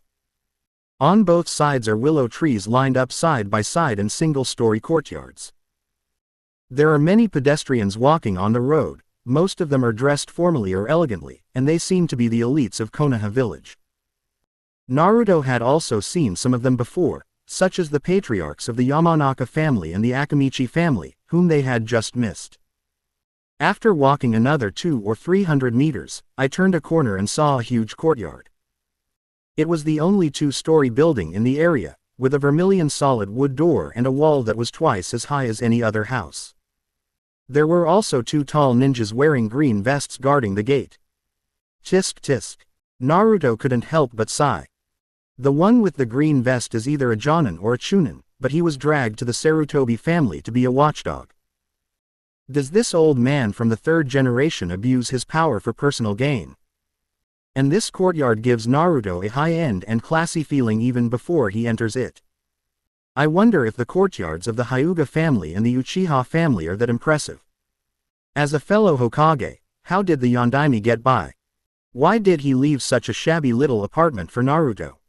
Seeing Yuhi Kurenai coming over, the gatekeeper ninja bowed slightly to her and then opened the door for her. The third Hokage Sarutobi Hiruzen, the head of the Hyuga clan, the largest clan in Konoha, Hyuga Hiyashi, and the head of the Nara clan, Shikamaru's father Nara Shikaku, were all wearing kimonos and sitting around the stove in the middle of the courtyard making tea. It was unknown what they were talking about. Seeing that Naruto actually came here with Yuhi Kurenai and Anko, the third Hokage waved at Naruto in surprise and said, "Naruto, why are you here? You old pervert, why is your house so big? Why didn't you invite me to visit before?" Naruto slowly walked up to the third Hokage. When everyone present heard Naruto address the third Hokage, their eyelids jumped. Kurenai Yuhi quickly turned around Naruto and whispered to him not to talk nonsense. It's okay. I'm used to joking with little Naruto." The third generation smiled very friendly. Seeing that the third Hokage didn't mind, Kurenai Yuhi breathed a sigh of relief for Naruto. Everyone present felt that the third Hokage was worthy of being the Hokage and was indeed very tolerant. However, Naruto did not give the Sandai any way out. He pointed at the Sandai's face and said contemptuously, "The old man Sandai is a pervert. I brought him down with a seduction technique. It would be better for him to abdicate and let me be the Hokage." Cough cough cough tilde.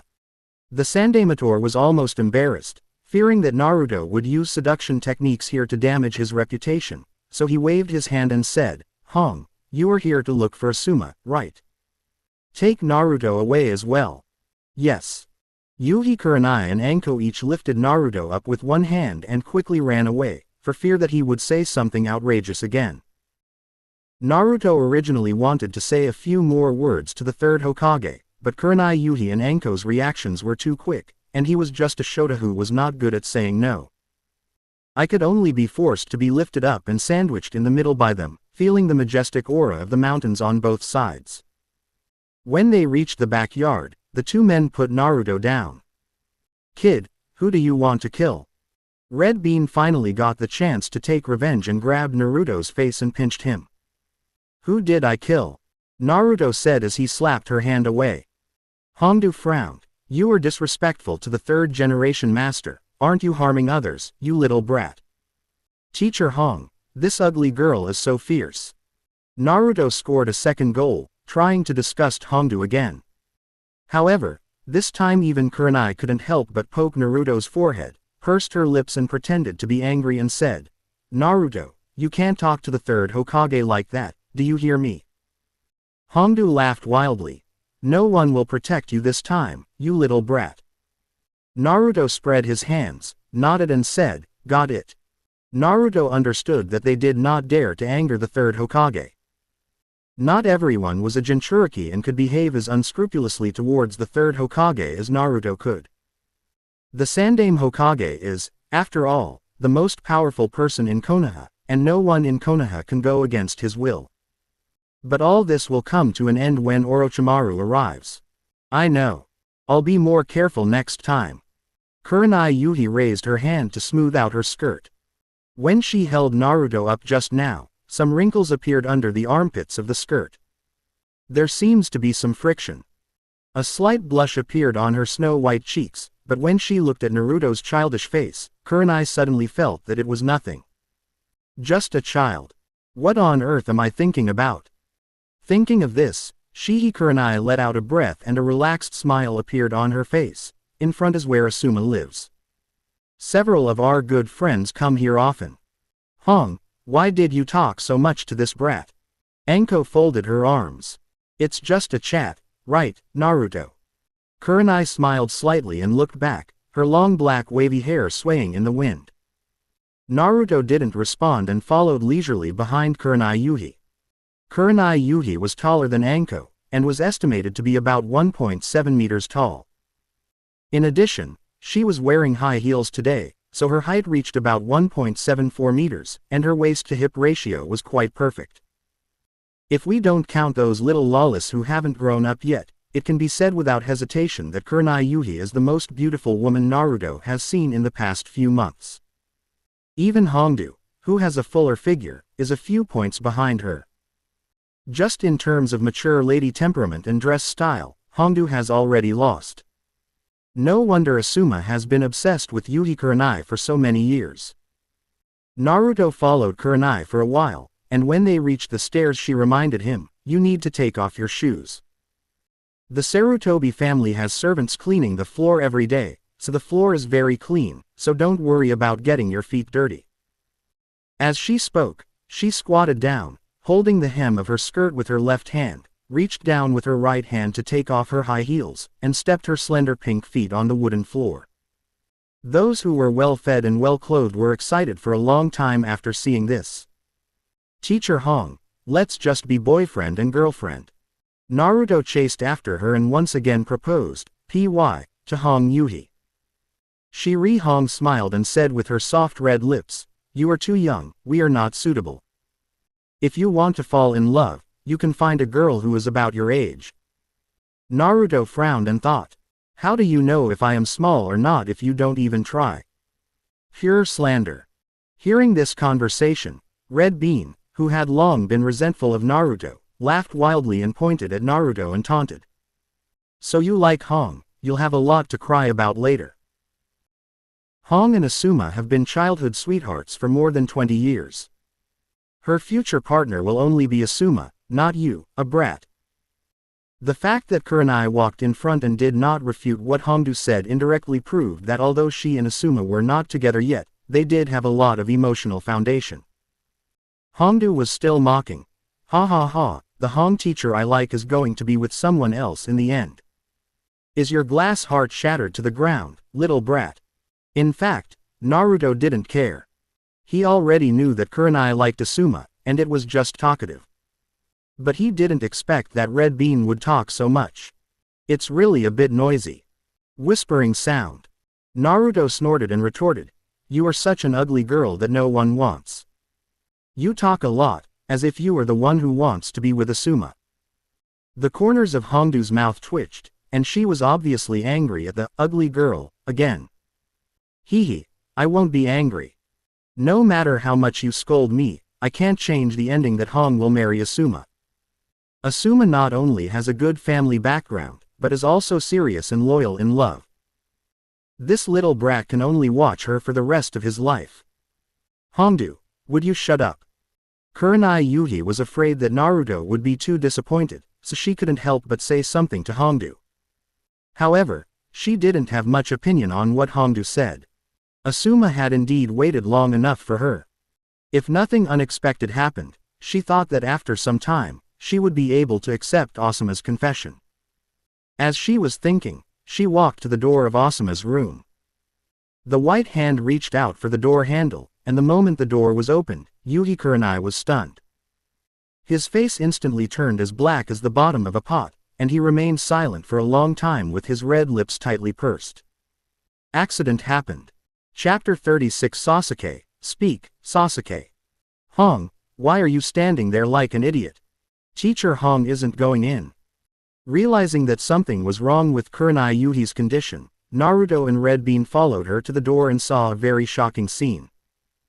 Asuma Sarutobi was still snoring on the bed, and in his arms was a black-haired girl dressed in extremely seductive clothes, probably the kind of dress that adults often call sexy.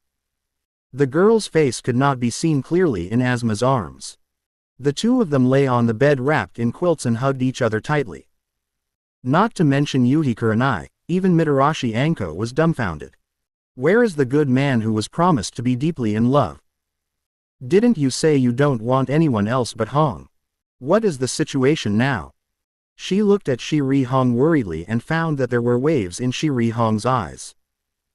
Looking at Asuma, who had confessed his love to him countless times and promised that he would only want him and wait for him forever, holding a girl who looked about the same age as Naruto in his arms. Shiri Hong stared at the other person blankly, feeling mixed emotions. She was just wondering whether she should agree to Asuma after a while. Naruto almost couldn't help but laugh. "I didn't have much hope at first, I just wanted to humiliate the Sandai family, but I didn't expect that things would be such a coincidence, and Seiko was sent to Asuma just in time." Should we take this opportunity to do something good? Just as Naruto was thinking, a prompt sound came to his ears. I'm really sleepy and I give you a pillow. Actively choose to trigger. Close black lens bracket. When you first arrived at the Sarutobi clan, you saw the eye-catching scene between Asuma Sarutobi and Sasako. As someone whose childhood was miserable because of the Sarutobi family, what choice will you make? Option 1. Forget the past. Take the initiative to excuse Asuma Sarutobi and let Kurenai regain his trust in him. Completion reward artifact. Forgiveness hat. Choice 2. Treat it rationally. Do nothing, let things develop naturally, and wait and see. Completion reward telescope technique. Choice 3. Take advantage of the situation. Brave Niu, not afraid of difficulties. Take Yuhi Kurenai away before the truth is revealed to prevent her from reconciling with Asuma. Completion reward Big Ball Rasengan. Choice 1. Adding insult to injury. Yell loudly and try to attract as many people as possible to watch. Completion reward Devil's Contract X. Naruto scanned it quickly and clicked on the artifact to take a look first. Artifact. Forgiveness hat. Wearing it will have magical power. No matter what heinous things others have done to you, you will choose to forgive them. Note. Only the host can wear it. Blanche. What a rip-off. It's called a magical artifact, I'm so dumb about it. You don't need to click on the following 3 items, you can understand what they mean just by reading the text. The second, third and fourth options conflicted, so Naruto eliminated them without hesitation. He came here today because he had no intention of making life easy for the Sarutobi family, so of course he would go straight for it at this time. Devil's Contract is a must-have option. Mr. Asuma, how could you be so unfair to Mr. Hong? Don't you like Ms. Hong the most? Naruto suddenly rushed into the room and shouted with all his strength, "Why are you sleeping with other women?" The sound was so loud that it could probably be heard clearly by more than a dozen households away. In a daze, Asuma slowly opened his eyes and felt something in his arms. He lowered his eyebrows and looked over. It was a man with black hair. Are you still dreaming? This is the red in the dream. Asuma yawned, then bent down and kissed Seiko on the head, and said affectionately, "I love you." Then I continued to sleep. I drank too much yesterday and couldn't resist the sleepiness. Hearing Asuma even say, "I love you," to the other party in a loving manner, Yuhi Kurenai took a deep breath and lowered her head, not knowing what she was thinking. Hongdu was now feeling both ashamed and angry. Her face was so swollen now because of how well she had praised Asuma to Naruto just now. The slap in the face came not only quickly but also hard. She had always had a bad temper, and in a rage, she followed Naruto into the house and yelled, "Asuma Sarutobi, you scumbag, get out of here now." The scolding was so loud that Asuma rubbed his sleepy eyes and sat up with Seiko in his arms. "Hongdu, can't you see we are sleeping? Why are you shouting?" At this time, Asuma still believed that he was dreaming.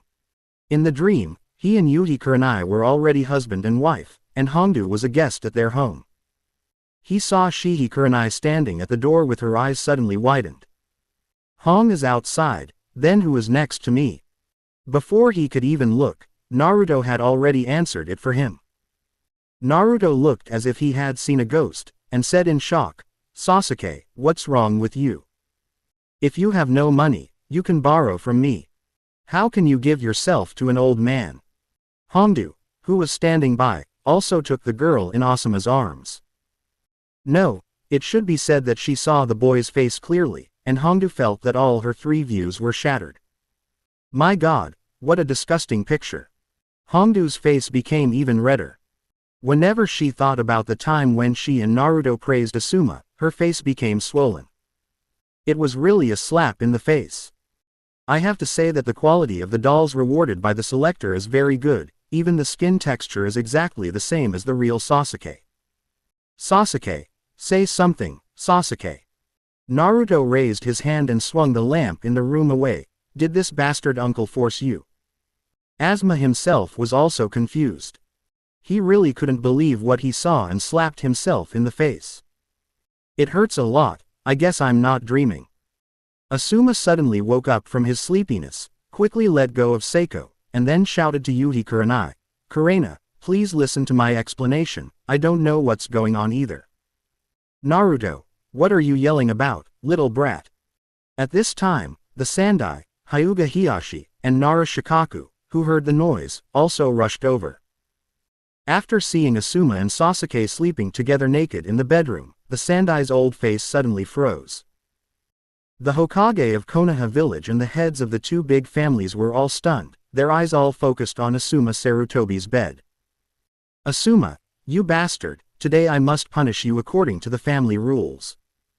The furious Sandaime Hokage conjured up a long black stick from somewhere and smashed it at Asuma. For a moment, there was chaos in the room.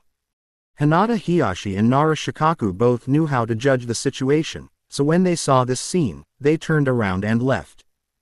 They dare not look at the dirty laundry of the Hokage's family. "Even though it's funny, you must not laugh, at least until you get home." Hinata Hiyashi: "I didn't expect Asuma to have a hobby of playing with dolls." Nara Shikaku: "That's a doll. It's so exquisite that I couldn't even tell." Hinata Hiyashi: "So, the third-generation family is very rich and powerful. Dolls of this level must be very expensive, or..." Having said this, Rizu didn't say anything else. Those who understood would understand. Taking advantage of the chaos in the house, Naruto decisively slipped out of the house and held Yuhi Kurenai's hand. Shorahong looked back, her eyes slightly red, her beautiful face full of confusion and puzzlement. I guess she couldn't understand why she lost to a boy. Naruto looked at her with a worried look on his face, his expression was distressed and reluctant, and he whispered, "Teacher Hong, please leave with me. I don't want to see you sad, Teacher Hong." Her long golden hair fluttered in the wind, and her eyes were bright and sincere. The words spoken between those thin lips were full of sincerity. Shorahong was moved. She didn't even see through her childhood sweetheart of more than 20 years. The sudden change made Yuhi Kurenai feel that this little boy whom she had just met on the second day might be more trustworthy than Asuma. "Well, let's go." Shihihong forced a smile on her bitter face. She didn't want to stay here for even a second. Chapter 37. Offend to Death. Ding! Congratulations to the host for completing Option 3. The reward Big Ball Rasengan was successfully issued. Ding! Congratulations to the host for completing Option 1. The reward Devil's Contract X has been successfully issued. The rewards for the two options were received, and Naruto had more knowledge about the Rasengan in his mind. For Naruto who used Chitara, this ninjutsu that required a high mana consumption was the most helpful. The Big Ball Rasengan not only looks large in appearance, its power is equivalent to that of a small falling meteorite. However, compared to the Rasenshuriken that has incorporated the changes in the properties of wind-style chakra, the Big Ball Rasengan is still a bit lackluster. But Naruto didn't mind it. To him, this was just a side option. Now that the devil contract he wanted most has been received, he can find an opportunity to conclude a contract with Sasuke and control this genius who reached the pinnacle of the ninja world at the age of 17. Naruto was very satisfied with the reward, but in order to get the reward this time, he probably offended Asuma badly, and he didn't know how much he would hate him. Naruto thought about it and decided that since that was the case, since he had already offended him, he might as well offend him to death. It's just that I might feel a little bit sorry for Sasuke and Kurenai. Thinking of this, Naruto glanced at Kurenai Yuhi beside him. As it was approaching noon in the morning, the wind with the smell of earth ruffled Shiraihong's hair. She looked ahead with lifeless eyes, and everything seemed calm. But often silence is the most restless. This beautiful woman with a graceful figure and elegant manners is immersed in loneliness and misery. Naruto rolled his eyes and picked a bright red wildflower from the roadside. "Teacher Hong, this is for you." "Ah." Kurenai looked at Naruto in confusion. Naruto raised his face, grinned, and said softly, "Take this flower, and you are not allowed to be sad." Because of the contrast, no matter who you are most easily moved when you are most sad. Looking at this very deceptive boy's face, all the bitterness in Yuhikuren's heart was brought out, and she couldn't help but think of Asuma. In fact, if Asuma was just with a normal woman, Yuhi Kurenai might not feel so bad, because after all, she couldn't accept Asuma for such a long time. She thought it was normal for Asuma to fall in love with someone else under such circumstances. What really made Kurenai Yuhi unable to accept was that the person lying with Asuma was actually Sasuke. If this is Asuma's habit, does it mean that all his previous feelings for me were fake, and I was just a shield for his feelings? It is said that women's minds are difficult to understand, but now it seems that men's minds are even more difficult to understand. As she thought about it, Raihong's eyes shone with a sparkling light. She raised her head and sniffed. She told herself to be strong and not cry in front of the little boy. Yuhi Kurenai raised her hand and ruffled Naruto's hair, her voice becoming a little hoarse. When you grow up, don't cheat on girls' feelings. Naruto hated being patted on the head, even by beautiful women. He pulled down Kurenai's hand, held it in his palm, and looked at her. Don't worry, Mr. Hong. I never bother to lie about love. The sunlight near noon was a little dazzling, pouring down on Naruto.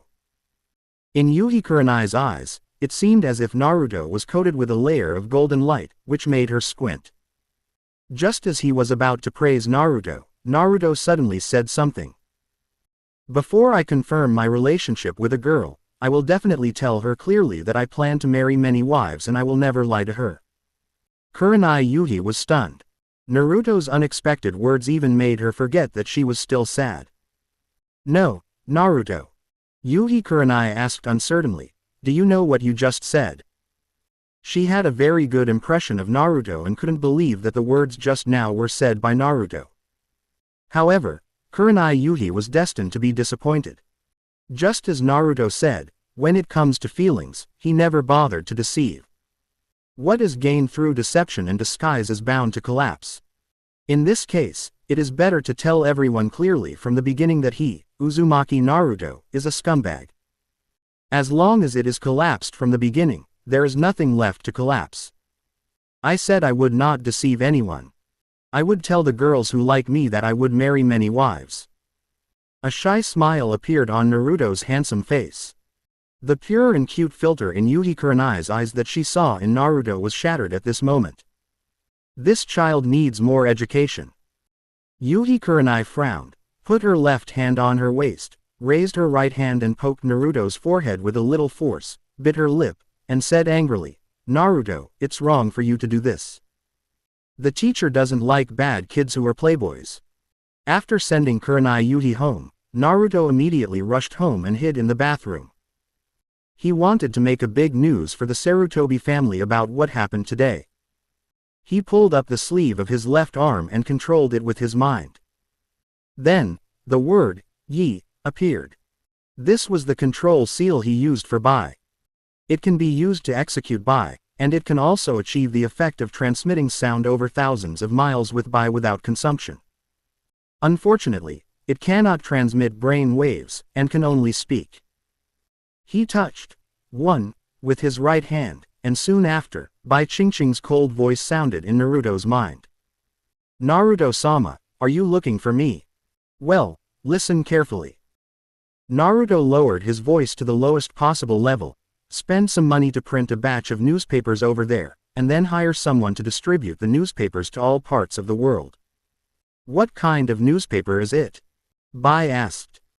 Naruto listened carefully to the movements around him and said, listen carefully, the newspaper I want to make is about the son of Konoha Hokage Sarutobi Asuma and Konoha Uchiha Orphan Uchiha Sasuke, just write it like this. After a while, after listening to Naruto's request, Bai replied, okay, I'll do it right away. Just as Shiro was about to cut off the connection and do what Naruto had ordered, Naruto suddenly said, wait. Is there anything else I need to do? Bai asked. Naruto stood up, pressed the flush button of the toilet, and said softly, remember not to expose your whereabouts, otherwise it may cause unnecessary trouble. Even if it costs a little more time and money, you must ensure concealment. No problem. Bai carefully wrote down every detail. Naruto said solemnly, also, be safe. Okay, I understand. Bai curled her lips slightly. She was very pleased with Naruto's concern. After cutting off the connection, Bai put on the mask and prepared to immediately carry out the mission assigned by Naruto. This was the first thing Naruto asked her to do after killing Kaido, and she thought to herself that she must not let Lord Naruto down. Thinking back to the mission requirements Naruto had given her, there was one point that made Bai a little confused. Uchiha Sasuke seems to be Naruto's companion. He is quite handsome. How could he do such a thing? Tisk tisk, it's true that people cannot be judged by their appearance. Chapter 38 Let the rumors fly. After talking to Bai, Naruto remembered that they also had to gather to do a mission today, so Naruto quickly packed up and rushed to the gathering point. The time now is 12 noon. It's just 2 hours late, I'm sure Sasuke and Sakura won't mind. Naruto guessed half right. Sasuke really didn't mind his lateness because Kakashi had already taken Sasuke away for special training. Sakura, who was asked by Kakashi to stay where she was and wait to notify Naruto, became much more resentful towards Naruto. Naruto, you are becoming more and more annoying. Last time in Wave Country, you were cuddling with a strange woman, and yesterday you confessed to Teacher Hong, and today you made me wait for so long. If you keep bullying me like this, I will be pissed off to death sooner or later. Sakura kept complaining, but Naruto didn't argue with her because she had helped him complete so many tasks. After she finished her temper, Naruto asked, Kakashi took Sasuke away, so did he arrange a schedule for you and me? Naruto wished to be able to move freely if possible. Everything is arranged. Sakura stared at Naruto's face, pouted and nodded. Kakashi-sensei hired a teacher for me at Konoha Hospital, and asked me to start studying with him tomorrow. What about me? Naruto was a little confused. Who would Kakashi ask to lead him? It must not be Asuma. This time, Sakura suddenly smiled sinisterly. Teacher Kakashi said that he couldn't think of anyone in the village who was suitable to teach you, so he asked you to practice on your own and complete all the tasks for us. Why? He took Naruto to special training, let Sakura go to Konoha Hospital to study, and left the task to Naruto alone. Impossible, absolutely impossible. I can't possibly do any of these tasks. Let Kakashi do it himself. Hey, Naruto, if you don't complete the mission you will be scolded by Teacher Kakashi. Sakura looked a little surprised. Naruto became even more upset when he heard this, and said disdainfully, then let him do the talking. I will go directly to the Hokage building to report him for treating students differently. After saying that, Naruto turned around, whistled, and was about to leave.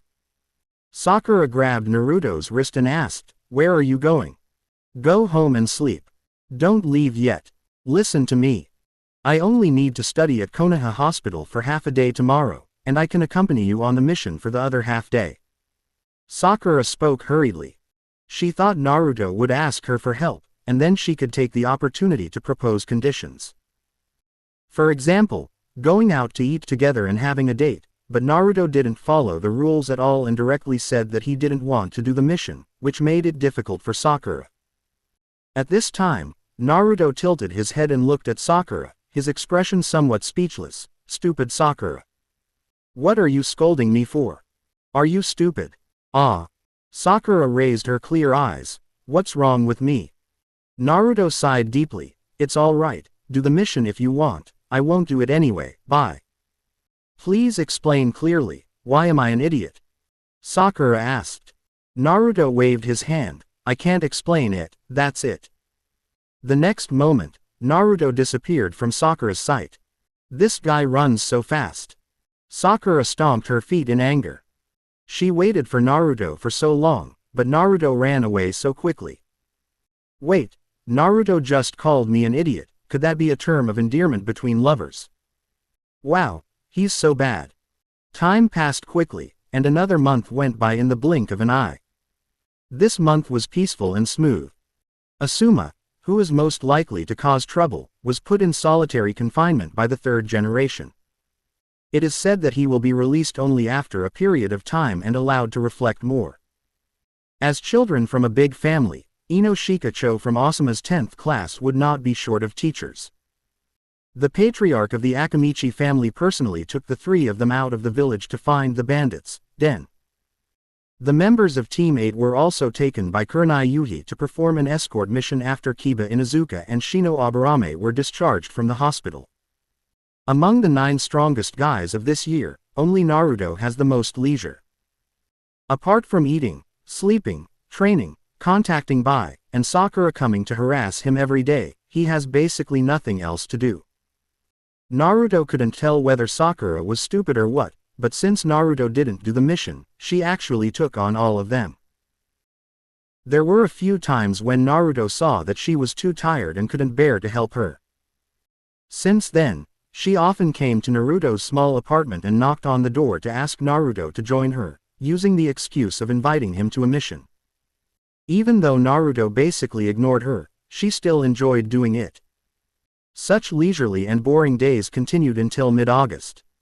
Kakashi, who had disappeared with Sasuke for a month and a half, entrusted a green watermelon rind ninja to inform Naruto and Sakura of something.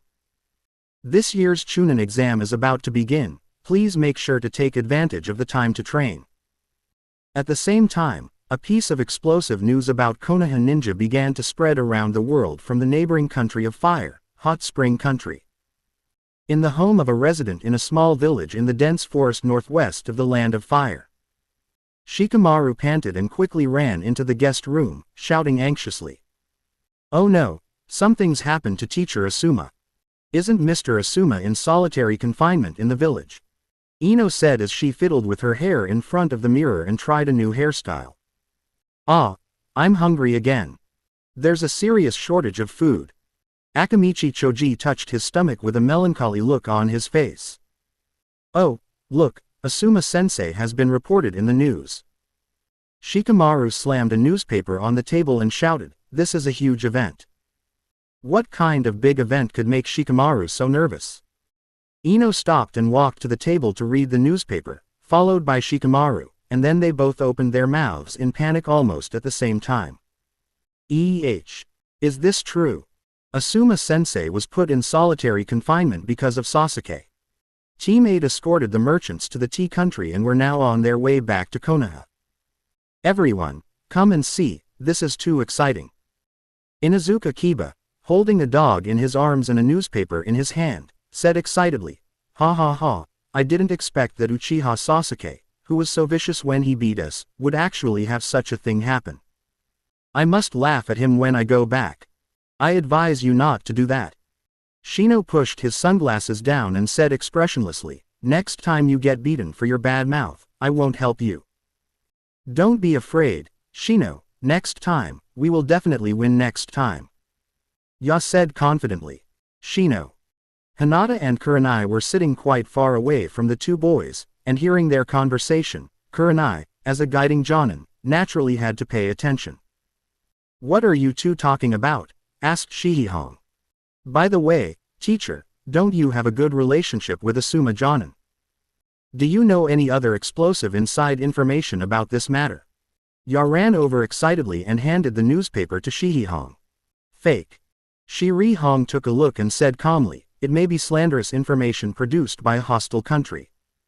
Don't believe it blindly." "Oh, so that's the case." Ya sighed, feeling it was a pity if it was just a rumor. Yuhi Kurenai didn't say anything else. The content in the newspaper could only be said to be half true and half false.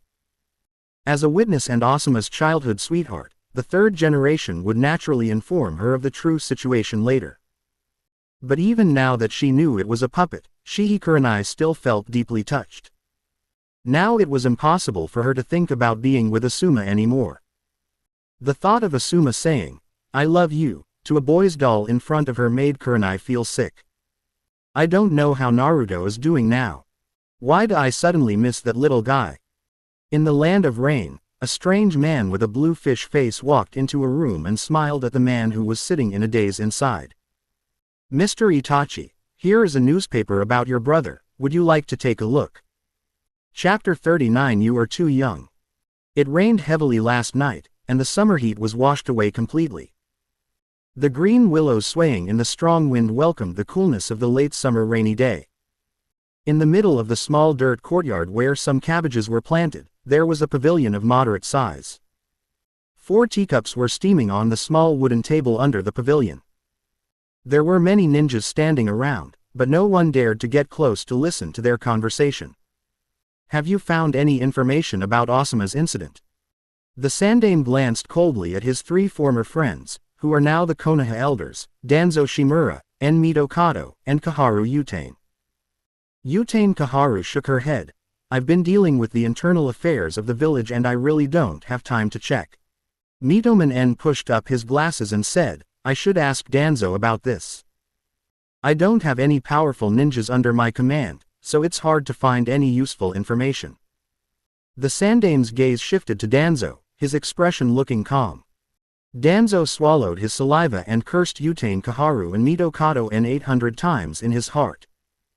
He had given these 2 many benefits in normal times, so why did they push him alone to take the blame at this time? Danzo, tell me, have you found any useful information from your roots? The Sandame said calmly. Can you give me some more time? For now, we only know that the news came from the Land of Lightning, and there is no definite target yet. I have already sent members of the route to the Land of Lightning, so don't worry. What do you mean by rest assured? How can I be rest assured when there is a traitor inside Konoha? The 3rd generation slammed the table and yelled at Danzo, rarely showing anger towards his 3 old friends. If there is a traitor in your family, you should blame me. I'll make you regret this sooner or later, Sarutobi. Danzo felt aggrieved, but he did not dare to confront the 3rd Hokage when he lost his temper. He knew that this seemingly kind old man was actually much crueler than him. I understand. I will thoroughly investigate the root of the problem. Please give me some more time. Issue a statement as soon as possible to refute the rumor, and then publicize the matter of this joint exam to suppress the momentum of the rumor. The 3rd generation had investigated everything that needed to be investigated, and had a talk with the Anbu members and everyone else who was present that day. Even Hinata Hiyashi and Nara Shikaku have confirmed that they have not leaked the news. Who is the one? The 3rd generation thought about it carefully. The only one who had not been questioned was Naruto. But how could Naruto? He had only left the village once since he was a child, and was under the surveillance of the Anbu the whole day, and he himself also observed him from time to time. It can be confirmed that the person least likely to be at risk is Naruto. Hey! The 3rd generation sighed, feeling a little melancholy. Such a thing happened on the eve of the Chunin exams jointly held by Konoha and Sunagaku to demonstrate their military strength. I'm afraid that the entire ninja world is laughing at Konoha at this time. It will be much more difficult to promote Asuma to become the 5th Hokage in the future. Moreover, it will probably attract Uchiha Itachi. Asuma, that bastard, it's okay for him to play with a doll, but why did he have to make it look like Sasuke? Alas, what misfortune for this family. At noon, the rain stopped and the sky cleared up, with warm sunshine shining on the earth. Naruto pulled his newly bought lounge chair to the shabby old balcony of his small apartment and was enjoying the sunshine for a while when he heard a knock on the door. Without a doubt, it must be Sakura again. Not wanting to pay any attention to her, Naruto put on his eye mask and went back to sleep. Bang bang bang. The knocking on the door became 2 or 3 times louder, and Sakura's shouting could be heard from outside. Naruto, open the door, I have something important to tell you. What important matter is this? Yawning, Naruto turned over and put on his shoes, then slowly opened the door for Sakura to come in. What do you want to talk to me about today? Today, that watermelon rind teacher came to the hospital to see me. Sakura said excitedly. Kakashi-sensei asked him to sign us up for the Chunin exam. The Chunin exams. Naruto's eyelids drooped and he thought to himself, is the time finally here? This has been so hard to wait. I heard that Class 8 and Class 10 have also signed up. Xiaoying walked into the room, looking around the room as she spoke. Seeing the dust on the table, she quickly found a rag and started to wipe the table. I just wiped it the day before yesterday, how come it's covered in dust so quickly? I don't know. I haven't noticed it. There are also fast food boxes. Throw them away after you finish eating. I'll lose it when I go down. Naruto leaned against the wall, watching Sakura messing around in the room speechlessly. She seemed to really enjoy doing housework. Originally Naruto cleaned the house about once every 3 to 5 days, but now Sakura starts cleaning as soon as she arrives. I heard that many ninjas from other countries have come to Konoha today. Let's go out for a walk together. Sakura turned around and invited. Okay. Have people from other ninja villages arrived? You have to go and have a look, and see if you can get some useful rewards. Then let's go. Okay. You continue to rest. Sakura blinked at Naruto in confusion. Hey, you actually agreed just now. Why, if you don't want to, we can just go shopping separately. Naruto picked up the ninja tool bag and hung it around his waist. No, let's go. Sakura's eyes curved like the moon. She was used to inviting Naruto but never succeeded. This time she just said it casually. She didn't expect that Naruto would actually agree. Could it be that Naruto is ready and planning to be with me? When Sakura thought of this, she couldn't stop being happy, and she wanted to pull Naruto out happily, but Naruto suddenly didn't give her face and avoided her. And many more. What's wrong? You're not going to change your mind. No, I mean you take out the trash first. I need to wash my face. Hey, Naruto, you want me to do everything. That's so annoying. Sakura complained, but she still did what Naruto said and went downstairs with the garbage. When Naruto finished washing up and went downstairs, Sakura had already thrown away the garbage. She rushed up and wanted to hug Naruto's arm, but there was no doubt that Naruto dodged her again. For this, Sakura asked angrily, "Why are you always hiding from me now?" "Because you keep touching me." "Can't I touch it?" "Because you're too young, Sakura." Naruto ruthlessly rejected Sakura's request for holding hands, which made Sakura pout and look at him sideways. On the way to Konoha Street, I looked around and saw many new faces that I didn't recognize. When Naruto saw the person wearing a forehead protector with musical notes pattern, the corners of his mouth curled up slightly. Orochimaru's troops have arrived, but I don't know if he has arrived himself. While Naruto was thinking, Konohamaru, who harassed Naruto on a daily basis, appeared in his sight again. Uzumaki Naruto, prepare to die. This little devil is endless.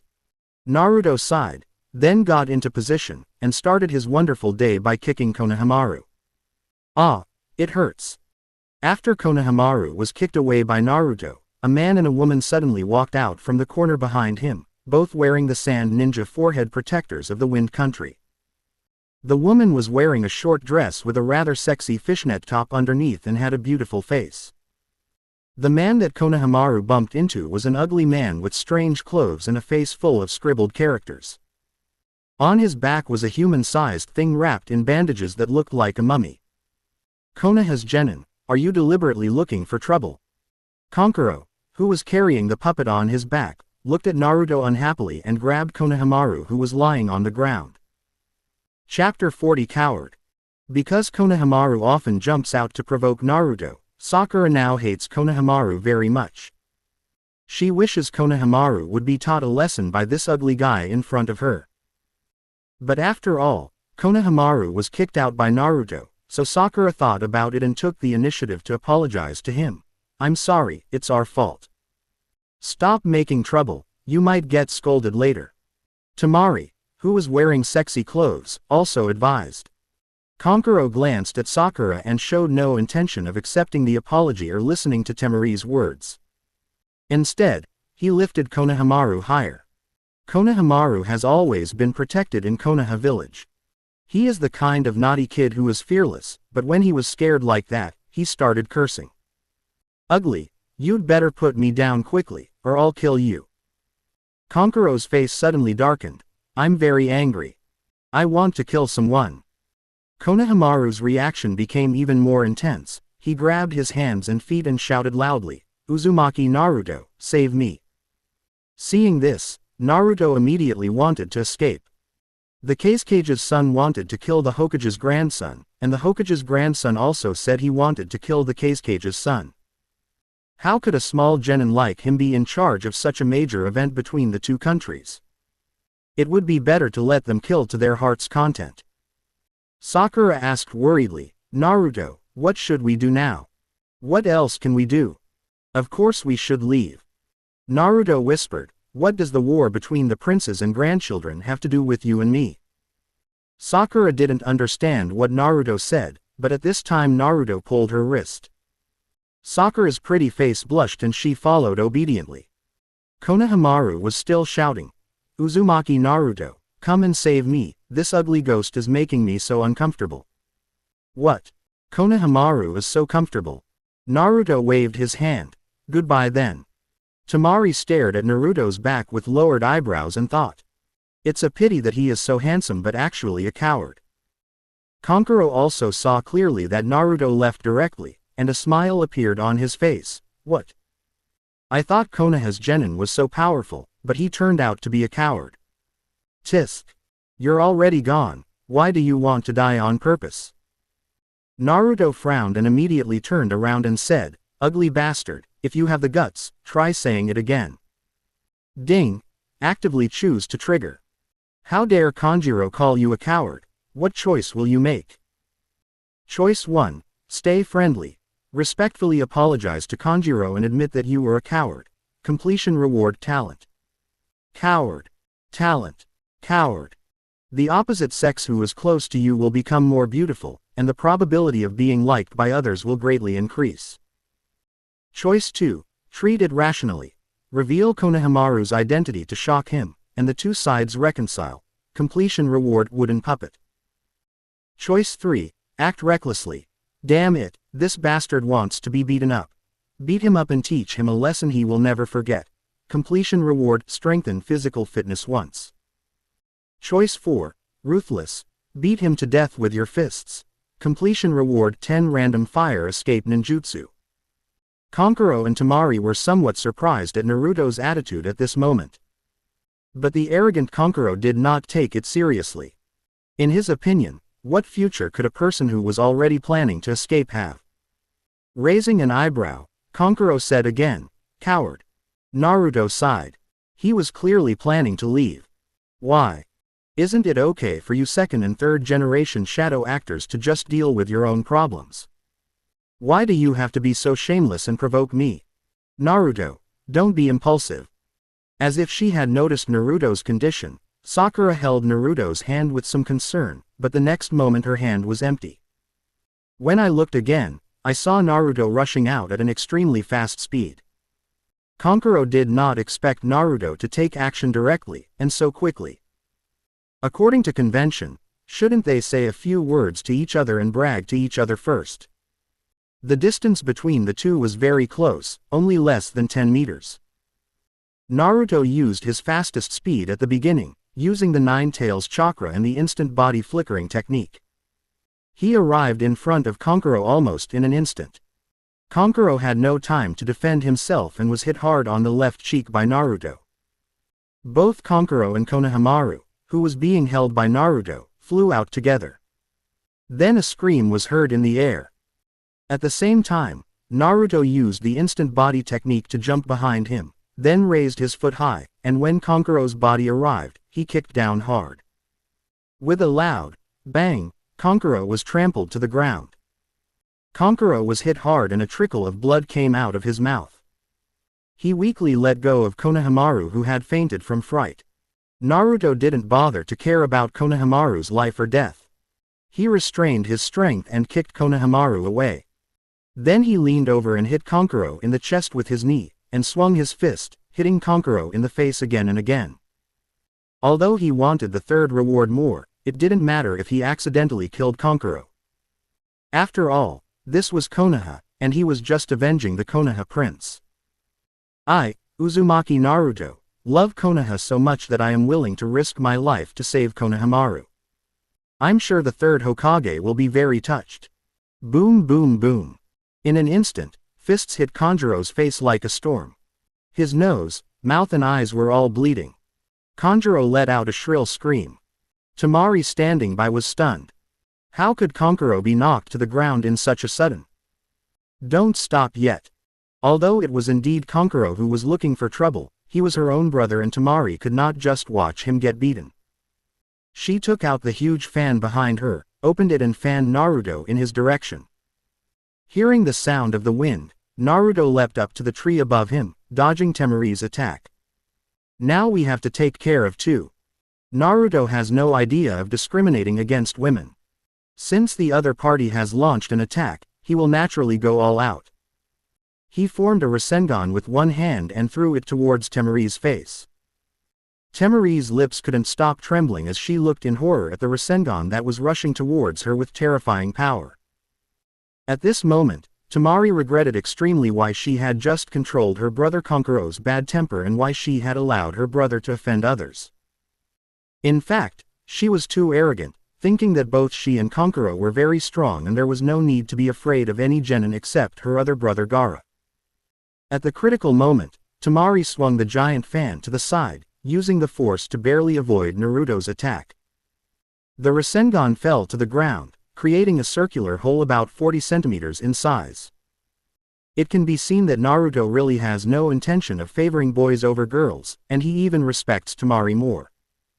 He just wanted to finish the fight with Temari as soon as possible so that he could continue beating Kankuro. Just as Naruto was about to attack Temari again, sand suddenly appeared under his feet and wrapped around his feet. Now there are three to take care of. Chapter 41 You are not worthy of being my rival, Xiao Shu. At the back of the road, Temari rolled on the ground several times with the reaction force of wind escape, and finally stopped next to Kankuro. The fear of almost facing death just now made Temari tremble all over. Seeing that Naruto was about to rush over again, Temari felt sad. Until he saw the sand of his other brother, Gaara, appear. Temari felt a sudden sense of relief. Kankuro, who was nearly crippled by the random punches, propped himself up and tried to sit up tremblingly, but the pain in his chest and head was unbearable. Now Kankuro's head felt like it was going to split apart, the world before his eyes became blurry and the world was spinning. Feeling the indescribable pain all over his body, Kankuro really wanted to curse, thinking, I really encountered a ghost. If you had told me earlier that you were so strong, I would never have messed with you. Temari, is Gaara here? Well, we are saved. Then I feel relieved. No one among the genin can be a match for Gaara. Temari nodded and helped Kankuro sit up. She saw that her brother's face had been deformed and swollen like a pig's head, and several of his teeth were broken. She regretted it again in her heart, thinking that she should have stopped Kankuro from talking so rudely. Fortunately, Gaara came with us, otherwise today would have been terrible. Temari glanced around and saw Gaara hanging upside down on a tree in front of her left. He was grinning, his eyes all on the blonde genin of Konoha, and his whole body was filled with fighting spirit. Gaara opened his right hand, then clenched it into a fist and shouted softly, Sand-bound coffin. The stone slabs and soil under Naruto's feet turned into sand instantly, and countless gravel rolled towards Naruto, intending to wrap around his entire body. Sakura, who was silently cheering for Naruto from a distance, saw this scene and couldn't help but become worried. She rushed towards Naruto regardless of everything. Naruto, get out of the way. Hearing Sakura's loud shout, Naruto jumped out of the sand under his feet with a strong leap. Although the sand was moving very fast, his feet were even stronger and he could jump higher. I can't run away. Gaara, hanging upside down on the tree, became more eager to fight, and even poured out the sand in the big gourd on his back, and chased after Naruto. There is actually not so much fancy stuff in fighting. The main points are fast, accurate, and ruthless. In a one-on-one duel, as long as you are better than your opponent in these 3 points, you will definitely win. But now the situation is not a one-on-one duel, and the fighting Temari and Sakura who are rushing over are both variables. Naruto made an unhappy, tisk, sound, and formed a hand seal to summon 2 shadow clones. The 2 shadow clones worked together in the air to throw Naruto towards Sakura. Then the shadow clone was pierced in the air by the spikes formed by the sand that Gaara poured out of the gourd, and dissipated. When he arrived in front of Sakura, Naruto scolded her in a low voice. "Idiot, are you rushing over here to seek death? Why don't you go back and hide?" Sakura felt a little aggrieved after being scolded. "I'm just worried." Before she could finish her words, Naruto hit her forehead hard. Naruto hit her hard and it hurt a lot. Sakura's eyes became misty and she felt very uncomfortable. She was obviously worried about Naruto, but the stupid Naruto hit her. "If you don't leave, I'll throw you out, believe it or not." Naruto glared at her fiercely. "If you're here, I have to distract myself from protecting you, aren't you holding me back?" After saying that, Naruto pushed Sakura away without caring about her emotions, then turned around and searched for Gaara's trace. Seeing that his opponent had the mood to talk to a woman while fighting with him, Gaara felt that he was being looked down upon. He clenched his right hand and several shurikens made of sand flew towards Naruto. Naruto also took out a kunai from his ninja tool bag, put an explosion talisman on it, and threw it at Gaara. Then Naruto opened his left palm, dodged the sand shuriken, formed a Rasengan and ran towards Gaara. Sakura, who was pushed back several steps by Naruto, looked at Naruto's back, thinking about what Naruto had just said, and her heart ached slightly. Sakura gritted her teeth, pursed her lips and ran in the opposite direction. Even though it was sad to be said, Naruto was right, she was just a burden who couldn't help in any way.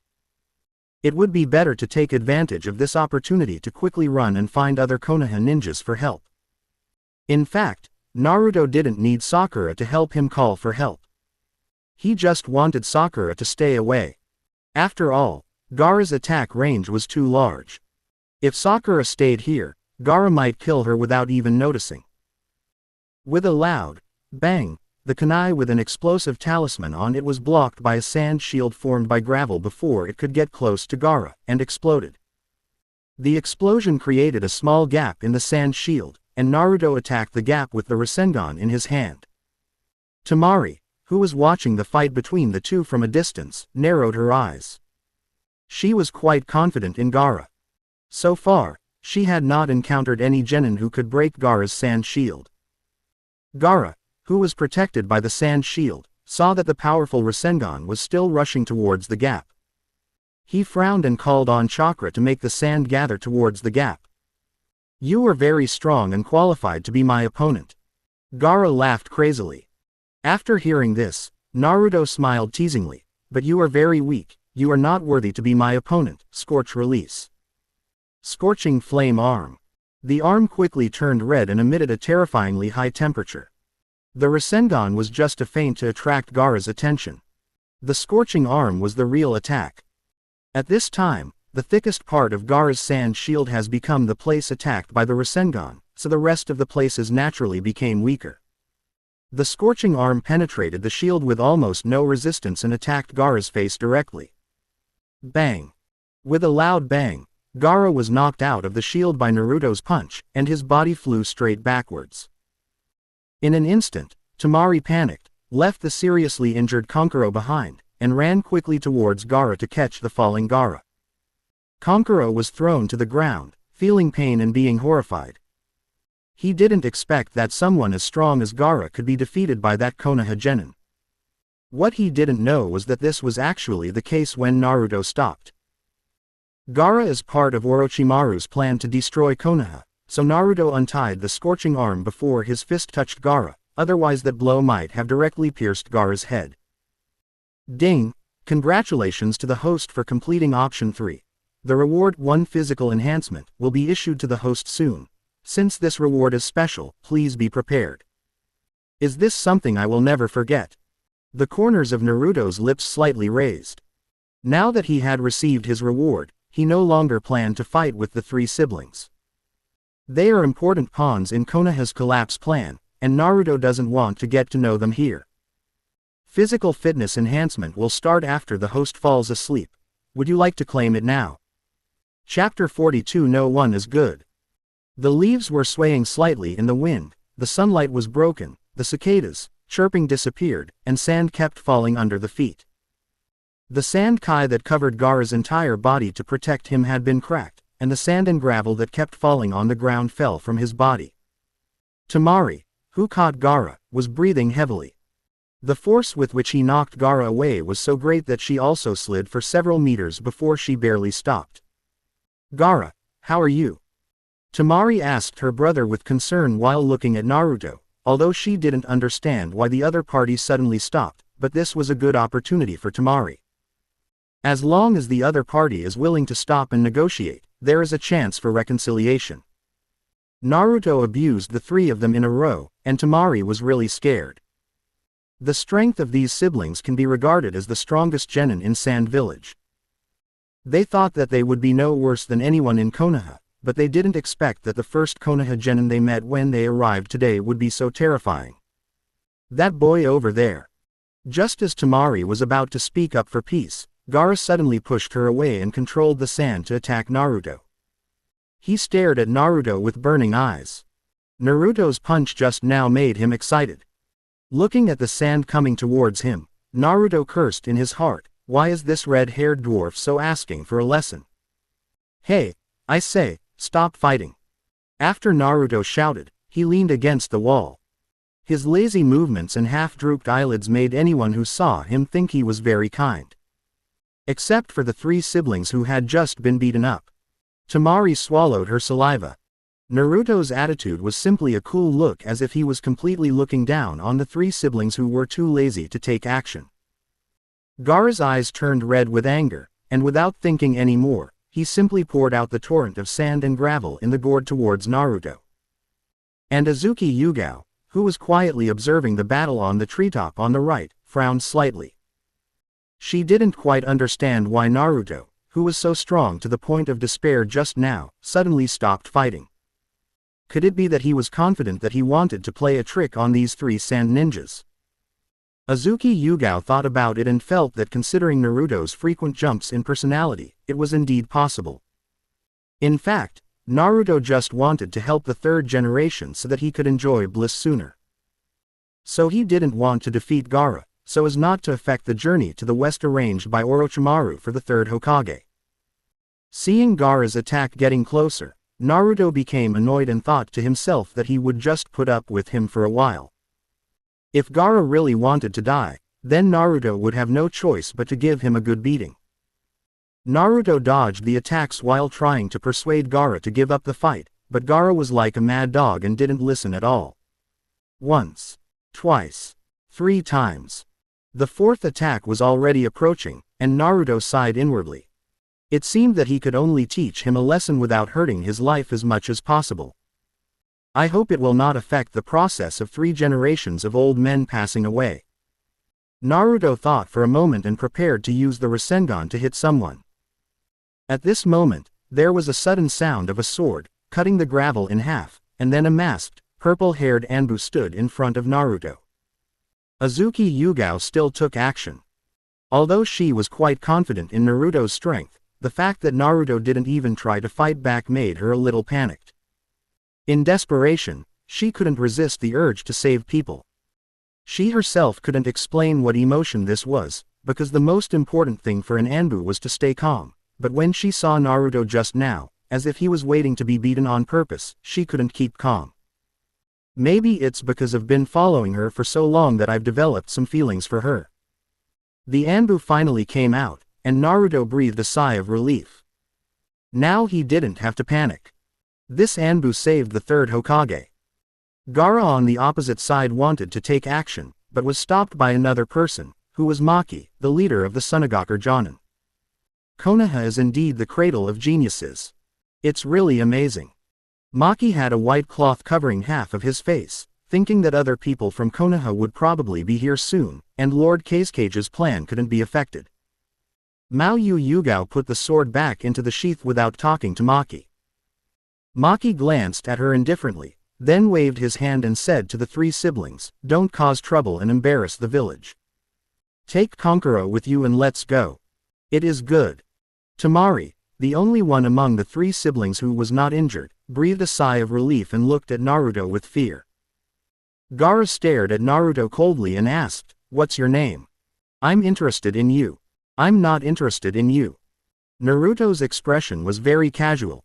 You weakling are not worth remembering, get lost. Gaara frowned and stepped forward, but was stopped by Maki. He snorted coldly and said, if you haven't finished the fight this time, I'll find you after the Chunin exam. Remember, my name is Gaara. After the Sand Village ninja left, Naruto immediately clicked on the reward and took a look. Enhance physical fitness. After receiving it, the host will fall asleep for about 3 to 5 minutes, and various parts of the body will be strengthened without affecting the external appearance. The time is so short, and I will go around and have a look, so I don't have to go home. Just take a short nap on the street. Thank you, sister, for what you did just now. I'm a little tired, so I'll just lean on you for a while. Naruto pretended to be tired and yawned, then silently said in his heart, confirm receipt. Single quote. Then Naruto's body tilted and fell to the ground. Before falling down, Naruto wanted to pinch himself. If he had known that his body would go limp, he would have just lay down under a tree. If I fall down like this, it will really affect my image. I thought I would fall into the corner, but unexpectedly I fell into a soft embrace. Azuki Yugao opened her arms and hugged Naruto's body, letting Naruto lean on her arms. Looking at his closed eyes, she couldn't help but be stunned for a moment. What's going on here? Did the battle just now exhaust your chakra? That should be it. No wonder he suddenly stopped fighting just now. Or maybe I was too careless and forgot for a moment that he had just graduated from the ninja school. Even if he was a genius, how could he withstand the round-the-clock battle of several people? There are soft whispers in your ears, which soothe your mind like a lullaby. Naruto's consciousness became increasingly blurred, and he fell into sleep while smelling the faint fragrance in the female Anbu's arms. His last thought before falling asleep was, what a soft and fragrant pillow. I really want to hug it forever. Open black lens bracket. Start strengthening your physique. Close black lens bracket. Open black lens bracket. Successfully strengthened the left hand. Close black lens bracket. Open black lens bracket. Successfully strengthened the right hand.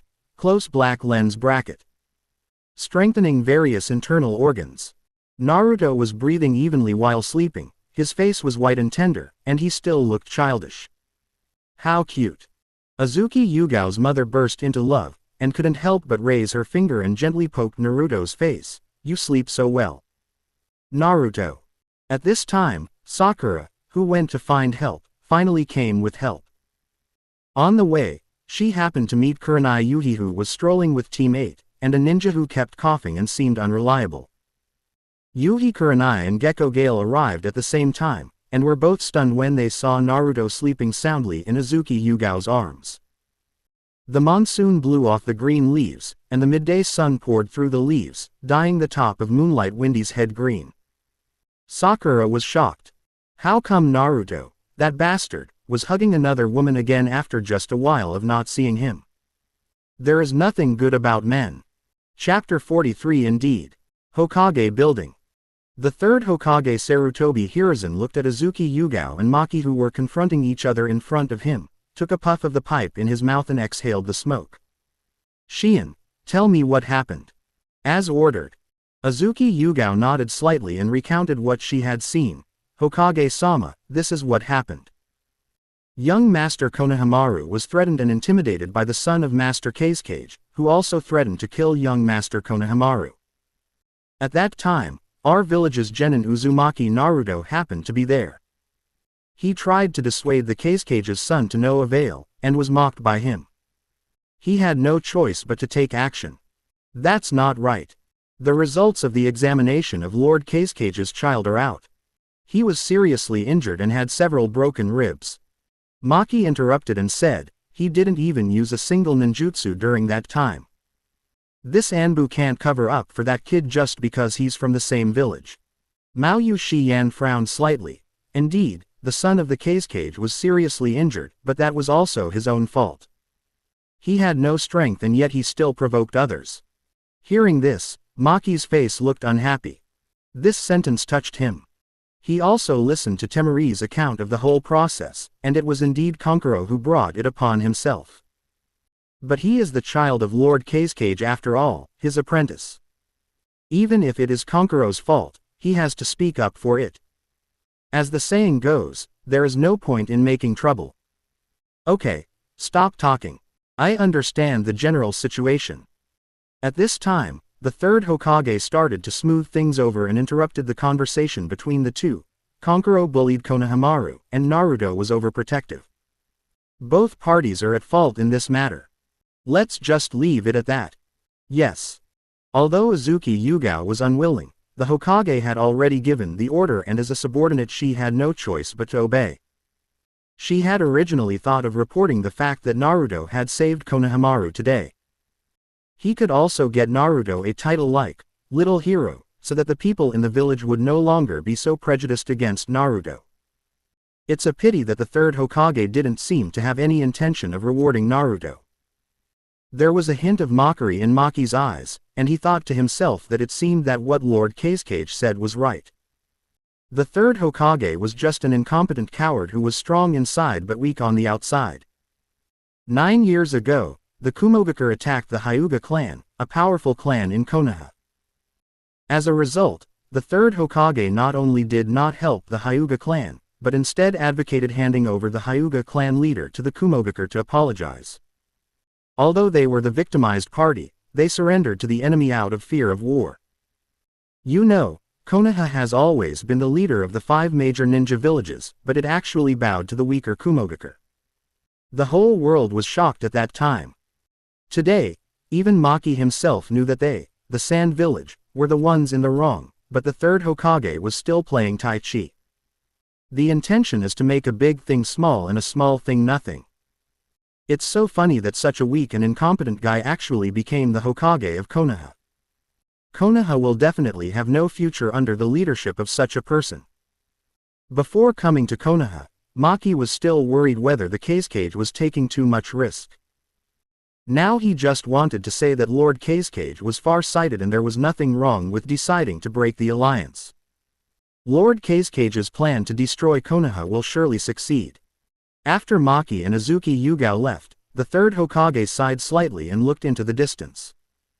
He is not only the Hokage of Konoha, but also the patriarch of the Sarutobi clan, Sarutobi Hiruzen. Konoha cannot be in chaos, and war cannot begin. The Sarutobi clan has worked hard to accumulate thousands of ninjas. If a war begins, a large number of people will inevitably be killed or injured. By then, I'm afraid we won't be able to control Hinata and Inoshikacho, and Danzo will also be very upset. In that case, what does it matter if we win the foreign war? Naruto is such a jerk. We need to find time to talk to him in private. He should have just saved Konohamaru. There was no need to kill him. But today's result is not too bad. Being able to save Konohamaru proves that Naruto has already accepted Konohamaru in his heart. Nearly 5,000 ninjas, plus the ironclad support of the Nine Tails Jinchuriki. In a few years, Konoha can legitimately use the surname Sarutobi. The Konoha Hospital is the second place in Konoha that Naruto gave a good review. Most of the doctors here use ninjutsu to treat patients, so there is not a strong smell of medicine. As for why Naruto went to Konoha Hospital, he didn't want to, but when he woke up from his coma, he was already being carried to the hospital entrance by Shihi Kurenai. No matter how much Naruto explained that there was nothing wrong with his body, Kurenai forced him to find a doctor to treat him. The result was that he had to stay in the hospital at Kurenai's expense. The doctor said that he was in good health and stronger than a bull. Yuhi Kurenai peeled an apple and handed it to Naruto, looking puzzled and asking, "The doctor said you were in good health, so how did you faint?" "I didn't faint. I was just sleepy and wanted to take a nap." Naruto took the apple and looked at Yuhi Kurenai's elegant and charming figure. She was wearing a forehead protector and a bandage-style hip skirt today. The hem of her skirt reached her thighs. She sat on the chair with her legs crossed. The already tight skirt immediately outlined the curves of her waist and hips. In fact, Naruto liked this outfit better than the one she wore during her vacation. The only drawback was that Kurenai Yuhi was not wearing high heels now. As if she noticed that there was something wrong with Naruto's gaze, Kurenai frowned and looked at him, but she didn't see anything wrong. Instead, Naruto smiled shyly at her. "You naughty little brat, you go to sleep whenever you want, you almost scare me." Kurenai Yuhi was hypocritical. She scolded Naruto with her mouth, but praised him for being so cute in her heart. Naruto chuckled and said, "That's because Mr. Hong cares too much about me." Hearing this, Shiri Hong was speechless for a moment. It seemed to be true. She now had a very high impression of this little rascal whom she had only met a few times, even higher than that of the 3 apprentices whom she had brought with her and taught for several months. Suddenly, Shiri Hong remembered that her 3 disciples seemed to be waiting for her to return to the street. "I was so focused on getting Naruto to the hospital that I forgot about the 3 of them. I have something else to do, so I'll leave first. You can observe for a while. If you're sure everything is fine, let Sakura take you home." "Well, bye Teacher Hong." Naruto watched the graceful Kurenai Yuhi leave, then looked at Sakura who had been silent in the corner. Naruto found it a little strange. According to common sense, Sakura should have been nagging in his ear endlessly. "Sakura, why are you so quiet all of a sudden?" "Naruto." Sakura raised her head, and only then did Naruto see that her eyes were red. Her voice was a little hoarse, and she asked between sobs, "Am I really useless? I couldn't help you at all just now." Sakura felt very guilty after seeing Naruto faint just now, blaming herself for holding back. The sunlight came in through the window and fell on Naruto's forehead, making his handsome face look gentle. Sakura was expecting Naruto to say something to comfort her. Naruto raised his hand to block the dazzling light and smiled gently at Sakura. "You are very useless." Chapter 44. I want to be stepped on by him. When she was in the ninja school, Sakura was always first in theoretical classes. Although she didn't have good hard skills, no one had ever said that she was useless. Naruto was the first. The hurtful words came too suddenly, and Sakura was unable to react for a moment. She was stunned for a moment, and then forced a smile. The more she smiled, the uglier she looked, and the tears that had been accumulating for a long time dripped from her eyes. "The apple in my hand is very sweet, and the view outside the window is too pleasant. When I walk to the window, I can clearly see long legs in fishnet stockings walking around in groups of 3 or 2. After a few months, Naruto discovered that this world didn't seem to be interested in stockings, and most people were bare-legged or wore fishnets. "Sakura, don't cry. Come here and look at the long white legs of the older sisters and you will feel better." Naruto comforted Sakura in the same way he comforted his good brother in his previous life. Sakura cried even harder. "Asshole Naruto, you pervert, it's up to you to see for yourself." "It is good." Naruto moved a chair and sat by the window to watch. The girls here were quite polarized. As conservative as Hinata, she wears a cotton jacket in summer, while as beauty-loving as Ino, she wears a skirt in cold weather. As for Sakura, well, she seems to be somewhere in between the two, not too conservative but not too revealing either. "You really are looking," Sakura said angrily. Naruto nodded and asked curiously, "Didn't you ask me to watch it?" Hearing this, Sakura fell into a trance, with a hint of confusion in her eyes. "Naruto, you seem to have changed. Haven't I always been like this?" "No." Sakura shook her head in disappointment. "In the past, Naruto would always comfort me whenever I was sad, and he would never say anything to anger me on purpose." It was past noon, the sun was slowly moving westward, and the northwest wind was whistling past, ruffling Naruto and Sakura's hair. Turning his head to look at Sakura's red eyes, Naruto threw the apple core in his hand accurately into the trash can and smiled at her. "But isn't that kind of Uzumaki Naruto exactly what you have always hated the most?" The girl Sakura's pupils shrank slightly and her face turned pale. Her long pink hair was just like her mood at the moment, messy due to the wind. "I didn't." Sakura said this against her will, and she even lowered her head in shame. "I'm sorry, Naruto." Yes, she had always hated Naruto for being so persistent towards her, so what right did she have to complain about Naruto changing now? It was I who lost that Naruto. There's nothing to be sorry about. You're not sorry for me. Naruto leaned against the wall. Instead of thinking about these meaningless pasts, you might as well think more about the future. The future. Sakura sobbed and blinked her watery eyes. Yeah. Naruto said, for example, what we just talked about, you were really useless today. Hearing this, Sakura lowered her head again, not knowing how to respond to Naruto's words. She wanted to run away. I want to help, too. Well, I know you have this intention. Naruto nodded and said, so, you have to position yourself well. Kakashi has already sent you to Konoha Hospital to study. You should also know that you are not a combat talent, so when I fight with others, you have to hide well. When I am injured, you come out to treat me. After hearing what Naruto said, Sakura's eyes looked a little complicated. After a while, Sakura asked, so do you want me to be a good medical ninja? You shouldn't ask me about this. You should ask yourself whether you want to be a medical ninja. Naruto said, others can only give you advice. Ultimately, it depends on whether you like the path you take. After saying that, Naruto jumped out of the window. Now is the time for Sakura to think. If he stays, it will affect Sakura to some extent, and he doesn't want Sakura to blame him for a certain decision in the future. Uzumaki Naruto has not yet considered taking responsibility for anyone's life. Seeing Naruto suddenly leave, Sakura was obviously stunned for a moment. She was just about to tell Naruto that if Naruto wanted her to be a medical ninja, she would study hard. However, Naruto did not give her the chance to say this. After leaving the hospital, Naruto had a casual meal on the street, then walked around to digest the food. It was almost dark when he returned home.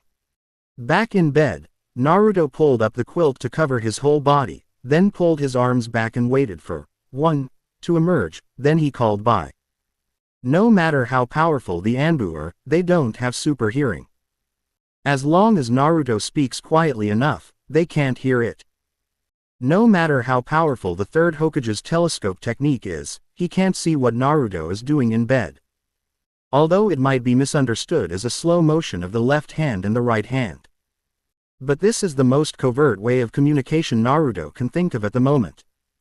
Lord Naruto, do you have anything for me today? Bai's voice was still pleasant and gentle, and you couldn't tell at all that he grew up with a terrifying ninja. Today, is there any information from Akatsuki? Naruto was brief and to the point. Ever since the news about Asuma and Sasuke came out, he had been asking Bai to use the money from the dead Cardo to hire someone to conduct an investigation. Now 2 people have been to the land of hot springs to investigate the news we spread before. Bai said. Naruto was not surprised to hear the news. It was 100% certain that it was Uchiha Itachi and Hoshigaki Kisame. Uchiha Itachi would definitely not be in a good mood seeing his most caring brother being humiliated like this. But the news came from the land of hot springs, so it was reasonable for Uchiha Itachi, who was not sure whether it was true, to take Hoshigaki Kisame to the land of hot springs to investigate. Be careful not to let them find you, and don't handle everything yourself. Naruto reminded. As I said before, if something can be solved with money, then spend money to solve it and let this matter become a headless news. Yes, sir. Bai still said very little. As long as Bai, who spread the news, cannot be found, Uchiha Itachi will definitely enter Konoha to investigate. As for who will get into trouble after he comes, that's hard to say. Naruto calculated the time and said, also, you can release some false information appropriately and try to prevent them from going to the land of fire within a month while ensuring their own safety. Remember, ensure your own safety first. If there is a risk of exposure, stop the mission immediately and don't stubbornly think about completing it. To be honest, Naruto cares more about Bai's life than money. After all, that is a knife that can do a lot of things for him outside. On the other side, Bai's mouth curled up slightly after the connection was cut off, and he played with his hair with his fingers, his face full of joy. Now she looks forward to Naruto contacting her every day, because only at this time can she hear his voice to relieve her fatigue. When can I see Naruto-sama again? I really want to be stepped on by him. Chapter 45 Insider Information. A week later, the sun was shining. After getting up and washing, Naruto stood in front of the full-length mirror, tidied up his appearance and combed his hair into an adult style. Thinking that he would be taking part in the Chunin exam next and might encounter some unexpected situations, Naruto changed his white clothes into black ones that were more resistant to dirt. On the way to the ninja school, I bought some delicious meat buns as my breakfast for today. As Naruto walked, he discovered something was wrong. The streets of Konoha were a little strange today. They were too quiet, and there was a faint mist all around. It was a sunny day when I first went out. What a boring illusion. After finishing the meat bun and throwing the plastic bag into the trash can, Naruto stretched and continued walking. At this moment, a masked man wearing a rain ninja forehead protector suddenly appeared in the fog in front of Naruto, holding a child with a long blue scarf in his hand. Morning, Konohamaru. Naruto greeted Konohamaru in an unusually friendly manner, then walked around the rain ninja. The rain ninja seemed dumbfounded for 2 seconds, then suddenly shouted, "Ha ha ha, I didn't expect to capture the grandson of the third Hokage. I have to quickly take him back to the village to claim credit." However, Naruto still had no intention of coming back to save Konohamaru, and just kept walking forward on his own. Looking at Naruto's figure getting farther and farther away, the rain ninja scratched his head in confusion, grabbed Konohamaru and ran to Naruto, saying viciously, "Little ghost, did you see me?" "Oh, I didn't see it." Rain ninja couldn't hold it anymore. "The one I caught is the grandson of your third Hokage, aren't you going to save him?" "Oh, then hurry up and take him away." Naruto kindly reminded, "If you don't leave now, when the third Hokage comes, you won't be able to leave." For a moment, the scene fell into a strange awkwardness. Watching Naruto's back gradually disappear into the distance, Iruka cancelled his transformation technique, and the Konohamaru in his hand turned into a scarecrow. Iruka was a little confused. Did Naruto pass or fail this small test before the exam? Looking at the scene in the third Hokage's crystal ball, Akamichi chose a frown. How could this disciple of Kakashi not value his friends so much? Can we really let such a person become a ninja without any worries? The other people present had similar feelings, especially Mitarashi Anko. Seeing Naruto being indifferent to Konohamaru's safety, she approached Yuhi Kurenai with some disappointment and said, "Hong, this little guy doesn't have a very good character." "Don't talk nonsense." Yuhi Kurenai retorted. "Naruto should have noticed that something was wrong a long time ago." "Hehe, if you really find that something is wrong, you should fight with Iruka pretending to be Rain Ninja. It's too late to just leave like this." Hongdu complained for a while and noticed that Shihi Kurenai's expression was a little impatient. She muttered softly, "Forget it, I will help you train it when the time comes. I will teach it well." "Haha, stop arguing."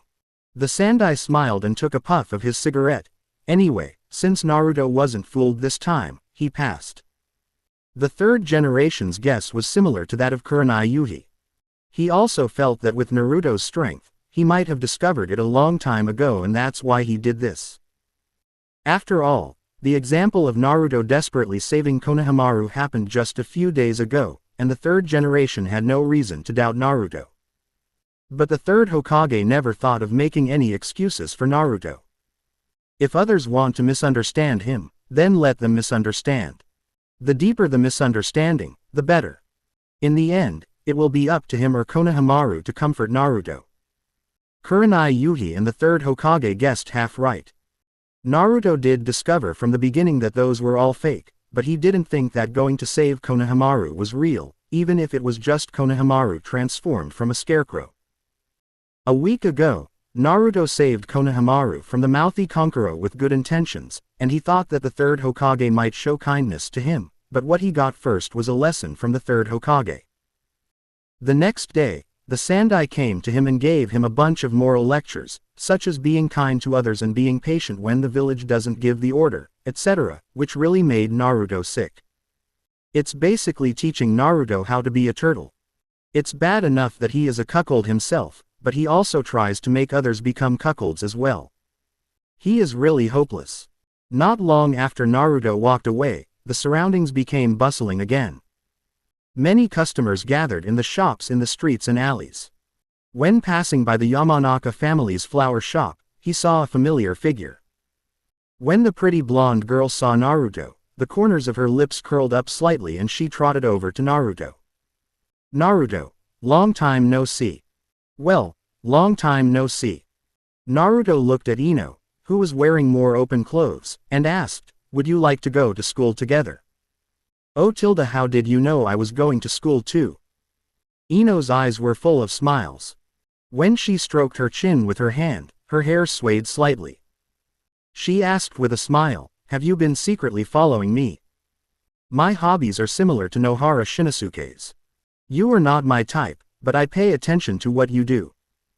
Naruto said calmly, you're not going. Then I'll go by myself. Hey, why are you like this? Wait for me. Ino followed Naruto's footsteps and walked side by side with him with her hands behind her back. Naruto didn't take the initiative to talk to her, so she waited for a while and took the initiative to think of a topic. Naruto, were you in danger just now? No, Naruto said calmly. Ah, how could that be? Ino said angrily, I thought it was a test that everyone encountered. Am I the only one? Maybe. Naruto nodded and answered Ino perfunctorily. His answer immediately made Ino nervous. Ino first told Naruto about her situation, wondering if the village thought she was not strong enough and did this to test her. Naruto said it was possible. Ino was even more depressed. The two talked as they walked, and before long, they met Choji and Shikamaru who were waiting for Ino on the road near the ninja school. Choji was somewhat happy to see Naruto. When they were still in the ninja school, Naruto had a good relationship with him and Shikamaru. However, they hadn't spoken a single word to each other for several months after leaving the ninja school. After chatting for a while, Choji suddenly handed a bag of potato chips to Naruto. Naruto was just wondering when Choji, a foodie, would be so generous with food when Choji asked, Naruto, do you know the inside story about Asuma-sensei and Sasuke? Hearing this, Ino and Shikamaru immediately pricked up their ears to listen. The two of them had wanted to ask for a long time. One was a guiding jonin, and the other was a former classmate. The things about these two people were really too explosive for them. Asuma is still in confinement, and the elders in the family refuse to reveal anything. At her age when they want to know everything, their curiosity is growing. But Shikamaru felt it was not a good idea to ask Naruto directly, and Ino was worried that if she mentioned Sasuke in front of Naruto, this stingy guy would get angry again. Only Choji tried to get information with a bag of potato chips. Meeting the three people's burning gazes, Naruto knew that this matter might have spread throughout the ninja circle, and he immediately mourned for Sasuke in his heart. Chapter 46 Sasuke is not clean either. There were huge clouds floating in the sky, temporarily blocking the scorching sun for the ninja school. At the school gate, 4 young boys and girls were talking quietly, their facial expressions changing drastically. Naruto glanced at the 3 of them, then lowered his voice and continued, at that time, I immediately pulled back the blanket of that beast Asuma and saw Sasuke shivering inside. He was so pitiful. As soon as these words were spoken, Zu, Lu, and I lost their color instantly. That's impossible. Shikamaru couldn't help but say, Asuma likes teacher Kurenai, as I remember. The next moment, Naruto patted Shikamaru on the shoulder and laughed coldly, Teacher Hong. Haha, if I guess correctly, Teacher Hong should be just a tool used by Asuma to cover up his perverted psychology. Think about it. Asuma keeps saying that he and Teacher Hong have been childhood sweethearts for more than 20 years. This is not just more than 20 days, not more than 20 hours, but more than 20 years.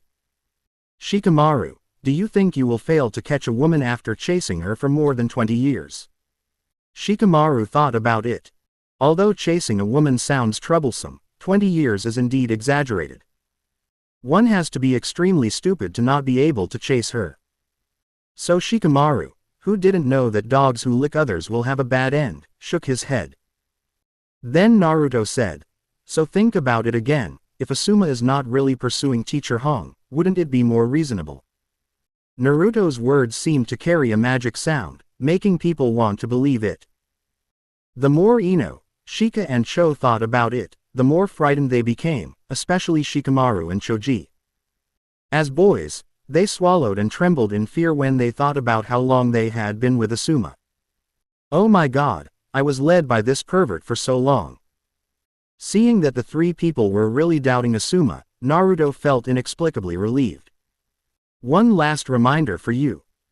At this moment, Naruto, who was having a great time, hugged Ino and Shikamaru's shoulders at the same time, then looked at Choji opposite him, and his expression suddenly became serious. Ino's body suddenly trembled and her eyes moved to her left shoulder. She was wearing a sleeveless dress. She felt the warmth of the boy's palm on her shoulder, and her heartbeat inexplicably quickened a little. What's wrong, Naruto? Don't tell anyone else that I said this. I consider you my best friends.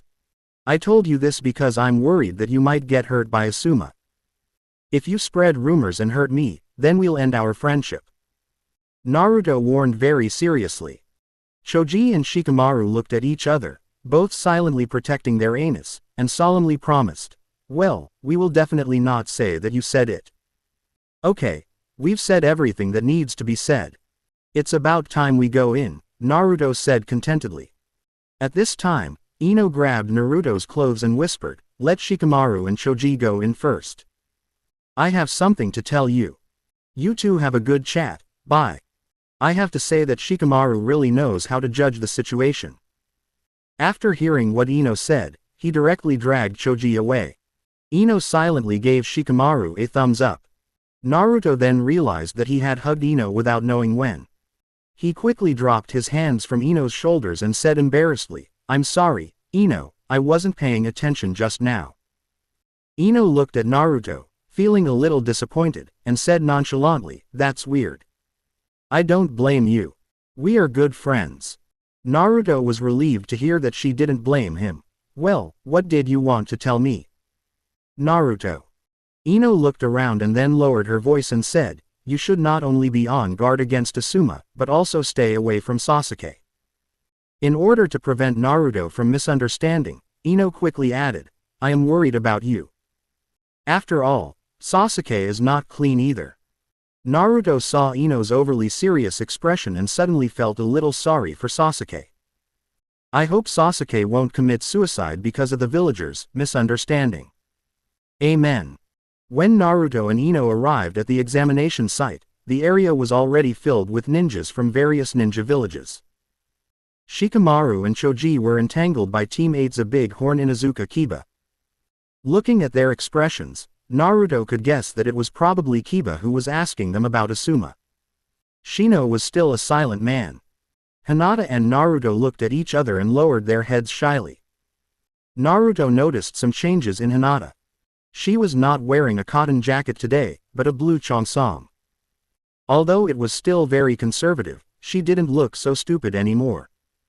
Just as he was about to go up and say hello to Hinata, Sakura's voice came from behind him. "Naruto, why are you walking with an obor?" "Huh?" Ino immediately turned around and retorted, "You ugly bastard with a broad forehead, who do you think you are? Naruto can go with whoever he wants, you are meddling too much."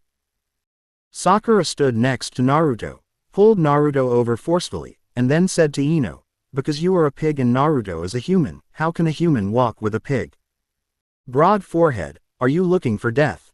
Yeah, what do you want?" Listening to the two people's quarrel, Naruto silently shook off Sakura's hand and walked back a few steps. If it was two curvy older sisters quarreling, Naruto might be in the mood to take a look. But if little girls want to quarrel, just let them quarrel. I won't keep you company. Bye. Hinata, long time no see. Naruto was about to say hello to the cutie Hinata again, but suddenly a watermelon rind appeared and blocked the road. "You are Uzumaki Naruto."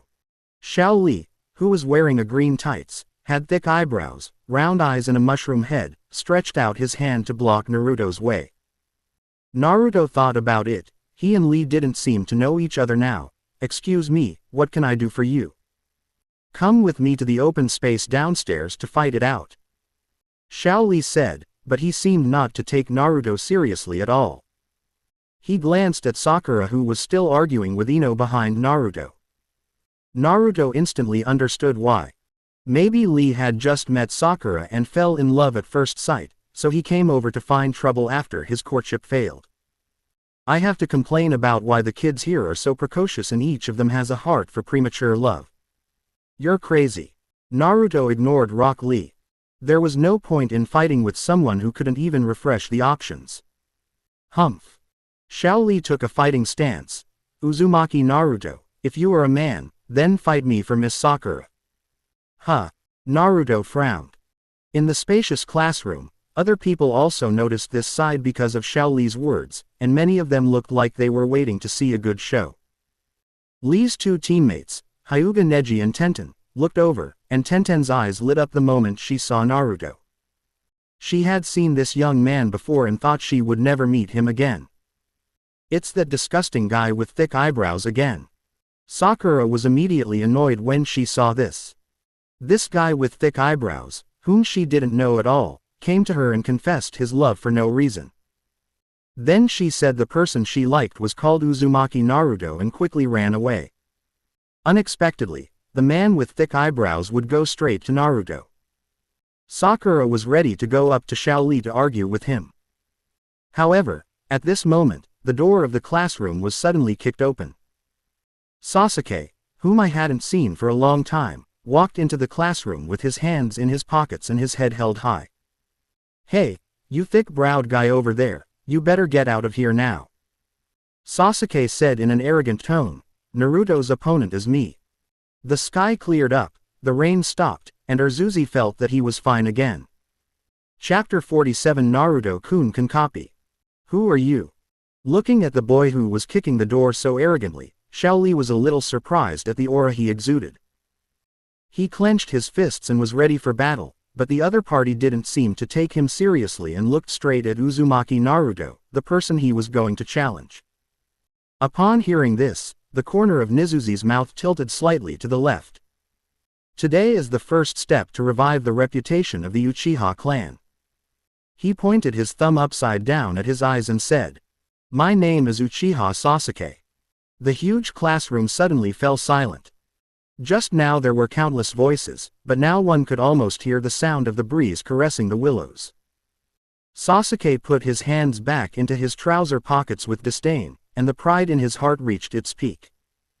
Huh, is this what Kakashi meant when he said that all those taking part in this Chunin exam are elites? They were frightened by the reputation of the Uchiha clan. What kind of elite are they? But that's true. Not everyone has the courage to look directly at the name of Uchiha. Except Naruto. Sasuke looked at Naruto with burning eyes. After the crazy training set by Kakashi, his strength had improved by leaps and bounds during this period. Compared with the last time he fought with Naruto, there had been a qualitative change. Now, if he fights Naruto again, Sasuke has enough confidence to remain undefeated. While his thoughts were in a mess, Naruto in front of him was suddenly pulled back by Sakura and Ino. The two women blocked his view and protected Naruto carefully. Strange, is Naruto injured? Sasuke frowned and whispered, "Who else can hurt Naruto?" After scanning the entire field, Sasuke locked onto a few targets with strong momentum. Watermelon Pie, who had just attempted to challenge Naruto, had already hidden behind when he heard his name. Next to Watermelon Pie was a Byakuyan from the Hyuga clan. Sasuke just glanced at him, and he immediately turned his head away. Humph, a great Hyuga, but as cowardly as a mouse. In the middle of the classroom, there was a red-haired Sunagaker carrying a large gourd on his back. He was staring at Naruto. Sasuke could feel his full fighting spirit, but when his eyes made contact with Sasuke's, he immediately closed his eyes with dark circles. Haha, the Sand Village ninja is nothing more than that. There was also a strange man covered in bandages behind him, who looked quite powerful, but Sasuke quickly overturned this idea because the bandaged man immediately lowered his head when he met his gaze. Tisk, small and weak countries are not worthy of attention. As expected, Naruto is the only one qualified to be my opponent. As for the other genin of the same class, Sasuke didn't take them seriously at all. Naruto, I hope we can have a chance to fight each other in this Chunin exam. Sasuke walked up to Naruto and said. Pulling away the wary Ino and Sakura, Naruto responded, sure, I'm also looking forward to your improvement in strength. It turns out that Sasuke was just looking for Naruto to fight. Hinata, who had walked to Naruto's side at some point, breathed a sigh of relief. While Naruto and Sasuke were talking, the genins in the classroom gathered together and whispered with their group members. Lee, is that the defiled Uchiha Sasuke? Hyuga Neji. Look at the family emblem on his back, it should be correct. Tenten. Ningji, you should be careful. As for Lee's ugliness, don't worry too much. Xiao Li. Tiantian looked at Naruto, the dim light in the classroom shone on his facial features, as if adding a layer of filter.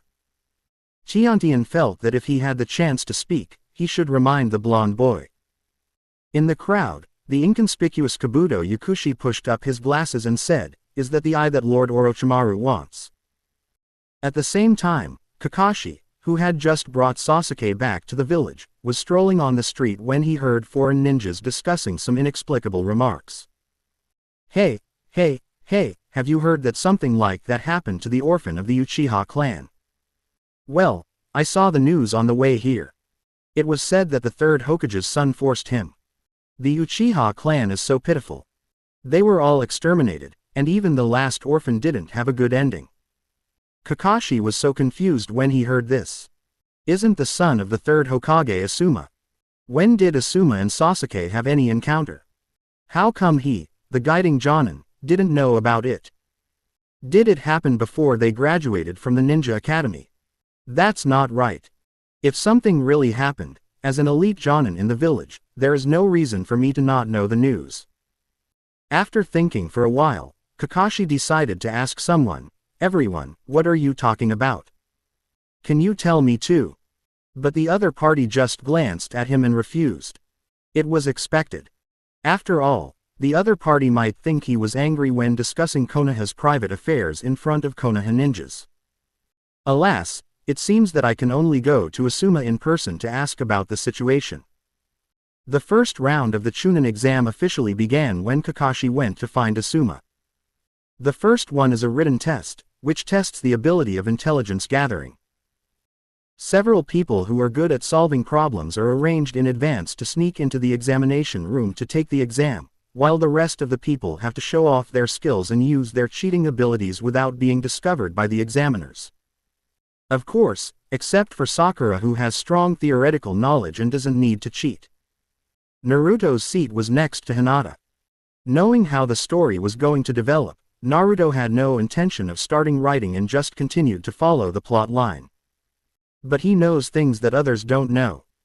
Seeing that Naruto hadn't made any move, Hinata became worried that Naruto might not pass the test, so she took the initiative to put out her own paper and moved towards Naruto's side. His attitude was clear, he was just short of directly telling Naruto to copy it. But Naruto was too lazy to write.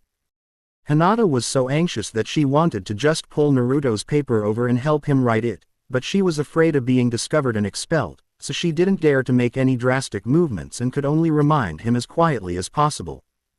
Naruto-kun, you can copy my test paper.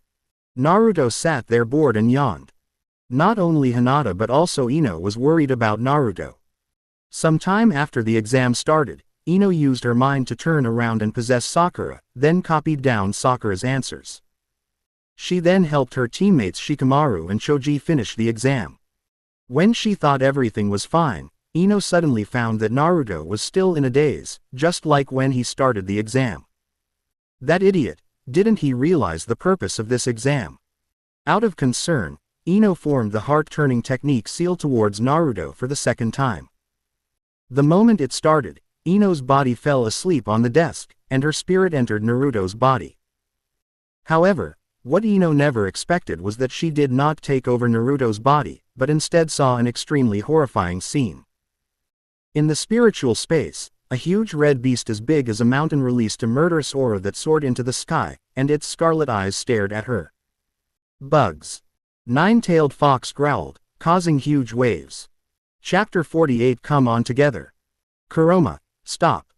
Naruto noticed something was wrong, entered the space and stopped the Nine-Tails' power, releasing chakra to protect Ino's mind in time. Ino was almost frightened to death by the terrifying evil spirit. Nine-tailed fox looked at Ino with disdain, then lay down in the cage and continued to sleep, as if nothing had happened. Thinking of the water flowing in the dark space like a huge wave just now, and the tall and terrifying monster, Ino's soul trembled and cold sweat broke out. Naruto, what is that? Ino hid behind Naruto, pulling at the corner of Naruto's clothes, and couldn't stop trembling. If Naruto had arrived a step later, she would have collapsed.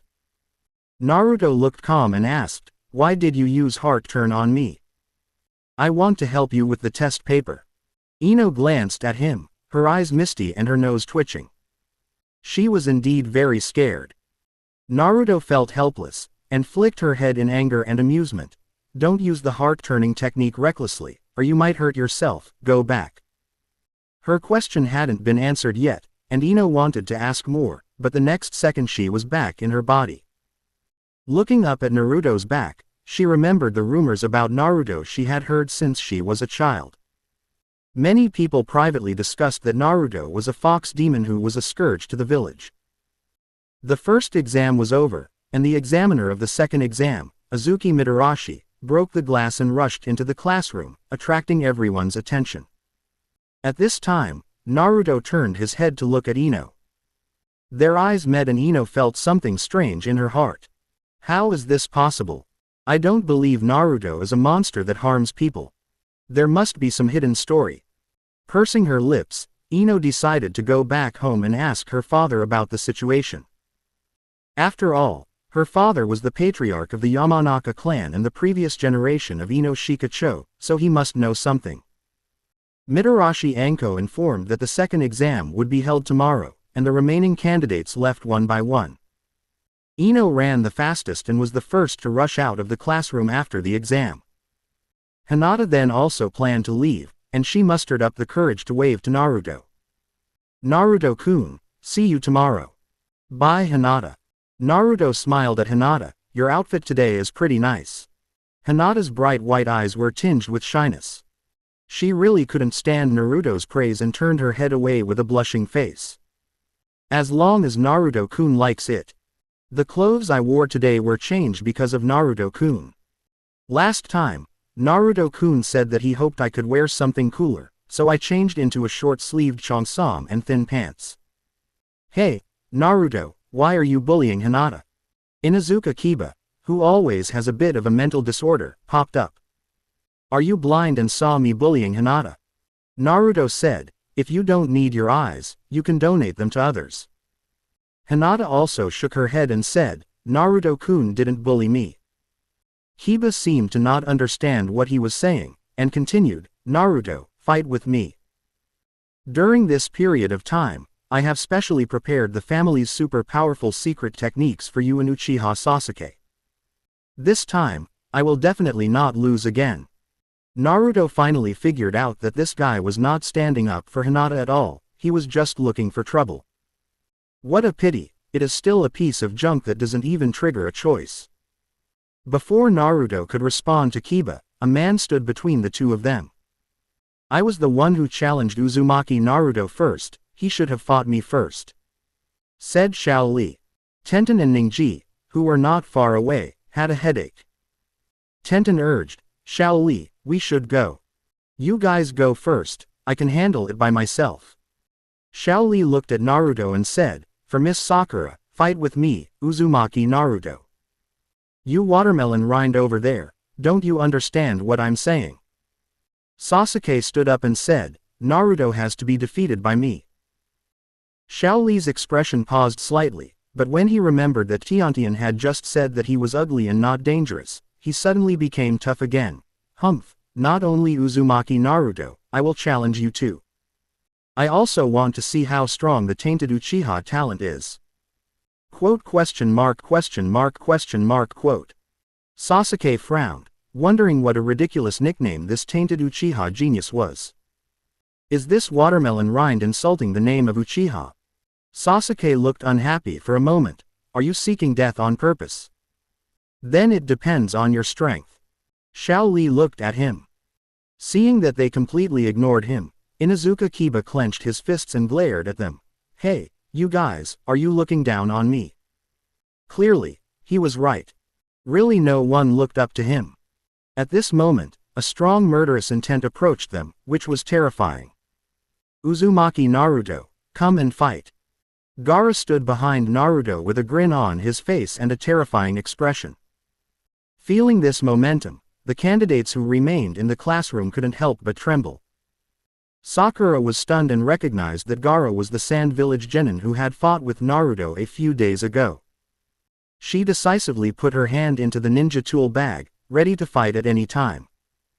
Hinata leaned towards Naruto weakly. Although she was introverted and didn't dare to say anything, she wanted to help Naruto. Temari behind Gaara swallowed and cold sweat ran down her forehead. Now Kankuro was still lying in the Konoha hospital, and the original team of 3 siblings had been replaced by a new member. Temari really didn't want to fight Naruto anymore, but she couldn't control Gaara. Suddenly, Naruto turned his head and looked at Temari, which scared her so much that her eyelids jumped. Fortunately, Naruto immediately moved his gaze elsewhere. Gaara, Sasuke, and Rock Lee. Are these 3 going to challenge me? No, there seems to be another Inuzuka Kiba. Actively choose to trigger. Close black lens bracket. Many people challenge you in succession. You feel that they are as noisy as a group of mosquitoes flying around your ears at night. You are in a bad mood, so you will choose. Option 1. Stay friendly. Apologize to all challengers and declare that you only want to be friends with them and do not want to fight. Completion reward talent. Shy. Talent. Cowardice. The less you resist, the more you will be bullied, and it will be easier for others to harbor ill will towards you. Option 2. Kill the chicken to scare the monkey. Kill one of them instantly to shock the whole audience. Completion reward 3 random wind escape ninjutsu. Choice 3. Arrogant. The battle will be held tomorrow in the Forest of Death. Defeat all challengers. Completion reward 10 random fire escape ninjutsu. Choice 4. Moment of domination. Second round of the Chunin exam. Eliminate all contestants without distinction. Completion reward wind style. Rasenshuriken. Oh my, you're really welcome. Naruto glanced around, smiled and shouted, it's a pity that it's too troublesome to fight one by one. Let's go together tomorrow. As soon as these words were spoken, a dull and suffocating atmosphere filled the classroom, as if time had been compressed and everything had become slow. No one knows why this yellow-haired boy named Uzumaki Naruto dares to be so rampant in the face of so many challenges, but it is obvious that Naruto has successfully angered all those who challenged him. The grass ninja wearing a straw hat in the corner stuck out his long tongue. He, Nine Tails Jinchuriki, quite interesting. Chapter 49 The game begins. Home in the mountains. Ino, why are you asking this? Shan Zonghai was stunned for a while. Looking at his little cotton-padded jacket's expectant expression, he suddenly realized something, came back to his senses and scolded lightly. You are not thinking about that child inappropriately. You don't learn well at a young age. Didn't I tell you before not to get too close to that kid Naruto? Yamanaka Inoichi scolded his daughter a few words, and seeing his daughter's expression change from expectation to disappointment, he felt bad. As a relatively open-minded father, he actually didn't want to interfere in his daughter's private affairs, but he couldn't do that when it came to the Jinchuriki. All the major clans in Konoha have basically received clear instructions from the Hokage that no one except the Sarutobi clan is allowed to get too close to the Jinchuriki. If Ino was a boy it would be fine if she just became friends with the Jinchuriki, but she is a girl. The Hokage-sama will not allow the Jinchuriki to have a marriage relationship with the Yamanaka clan. Don't ask about this anymore, go back to your room and rest. Ino was sent back to her room. She couldn't understand why her father wouldn't let her get close to Naruto, and why her father refused to tell her about Naruto. Could it be that Naruto is really the fox demon that harmed the village? That's impossible. Naruto had clearly protected himself from the fox demon before. That one is the fox demon, not him. But Ino couldn't understand why there was a fox demon in Naruto's spiritual world. There must be some hidden secret that I don't know about. Ino had been lying on the bed thinking about Naruto and the fox demon. She didn't even go when her mother called her to eat. In the evening, she overexerted her brain and fell asleep due to sleepiness. The next day, when Naruto arrived at the gathering point for the second exam, the sun was already high in the sky. At this time, most of the candidates had arrived. After seeing Naruto, they all made way for him. It was not because Naruto scared them, but because it was a common human habit to watch the show. After the exam ended yesterday, Naruto directly accepted the challenges from Inuzuka Kiba, Rock Lee, Sasuke and Gaara. Therefore, the candidates present also wanted to have some fun and, by the way, understand their strengths and fighting methods to increase their chances of advancing. You arrogant boy, actually dared to accept the challenge of 4 people at the same time. What if they are very strong and confident in themselves? Hey, no matter how strong he is, how strong can he be? The identities of the people challenging him are not simple, except for the ones wearing green clothes. They are very powerful. This blonde kid is here to get himself killed. The one with the gourd on his back is the son of the Kazekage, the one with a dog on his head is the young master of the Inuzuka clan, and the one in blue clothes is the orphan of the Uchiha clan. The Uchiha clan. Could it be the Sasuke who was violated? Hey, he's quite handsome, what a pity. Before he finished speaking, the genin who were whispering to each other immediately stopped talking and dispersed when they noticed the people who had made the challenge gathered. Sasuke glanced at them indifferently. Since yesterday, he heard many people say something like, being violated, which was completely incomprehensible. But he didn't take it seriously. The most important thing now was to defeat Naruto and restore the glory of Uchiha. Seeing several people surrounding him, Naruto yawned calmly. Now was not the time to start fighting. The option required entering the forest of death. So the time for Naruto to challenge them is after the exam starts today. The atmosphere was solemn and no one spoke first. At this time, the first person to speak would appear to be a level lower than others. Temari, who was following behind Gaara, looked at Naruto nervously. She had witnessed with her own eyes how strong Naruto was. She was very afraid that Naruto would beat Gaara here, and then go crazy and destroy the plan made by the Sand Village. While thinking, Ino also saw Naruto, and remembered her father's instructions yesterday. Her expression changed slightly. After gritting her teeth and struggling, Ino still approached Naruto and greeted him. Naruto, good morning. Naruto nodded slightly but didn't respond. Ino nudged Naruto with her elbow and said unhappily, how have I offended you again? You didn't even say a word. Naruto remained unmoved. His attention was on observing the Kusanagi opposite him, who seemed to have noticed his gaze and gave a sinister smile. Naruto's face darkened and he quickly lowered his gaze. Orochimaru had indeed arrived. Is it for Sasuke's body? It seems that I have to deal with all the challengers within a day and then hide quickly, otherwise it will not be fun if Orochimaru beats Sasuke and also beats me. Sakura, who had just arrived from a distance, saw Ino and Naruto chatting and immediately rushed over. Ino pig, stay away from Naruto. Ugly thing with a broad forehead, why don't you stay away from Naruto? Naruto and I are on the same team, so it's you who should go. Ino frowned when she heard that. She felt that Sakura was deliberately going against her. She clearly liked Sasuke, but now she wanted to snatch Naruto from her. Grabbing Naruto's arm, Ino challenged him, I'm not leaving. What do you want to do, Lululu? Sakura's mouth twitched.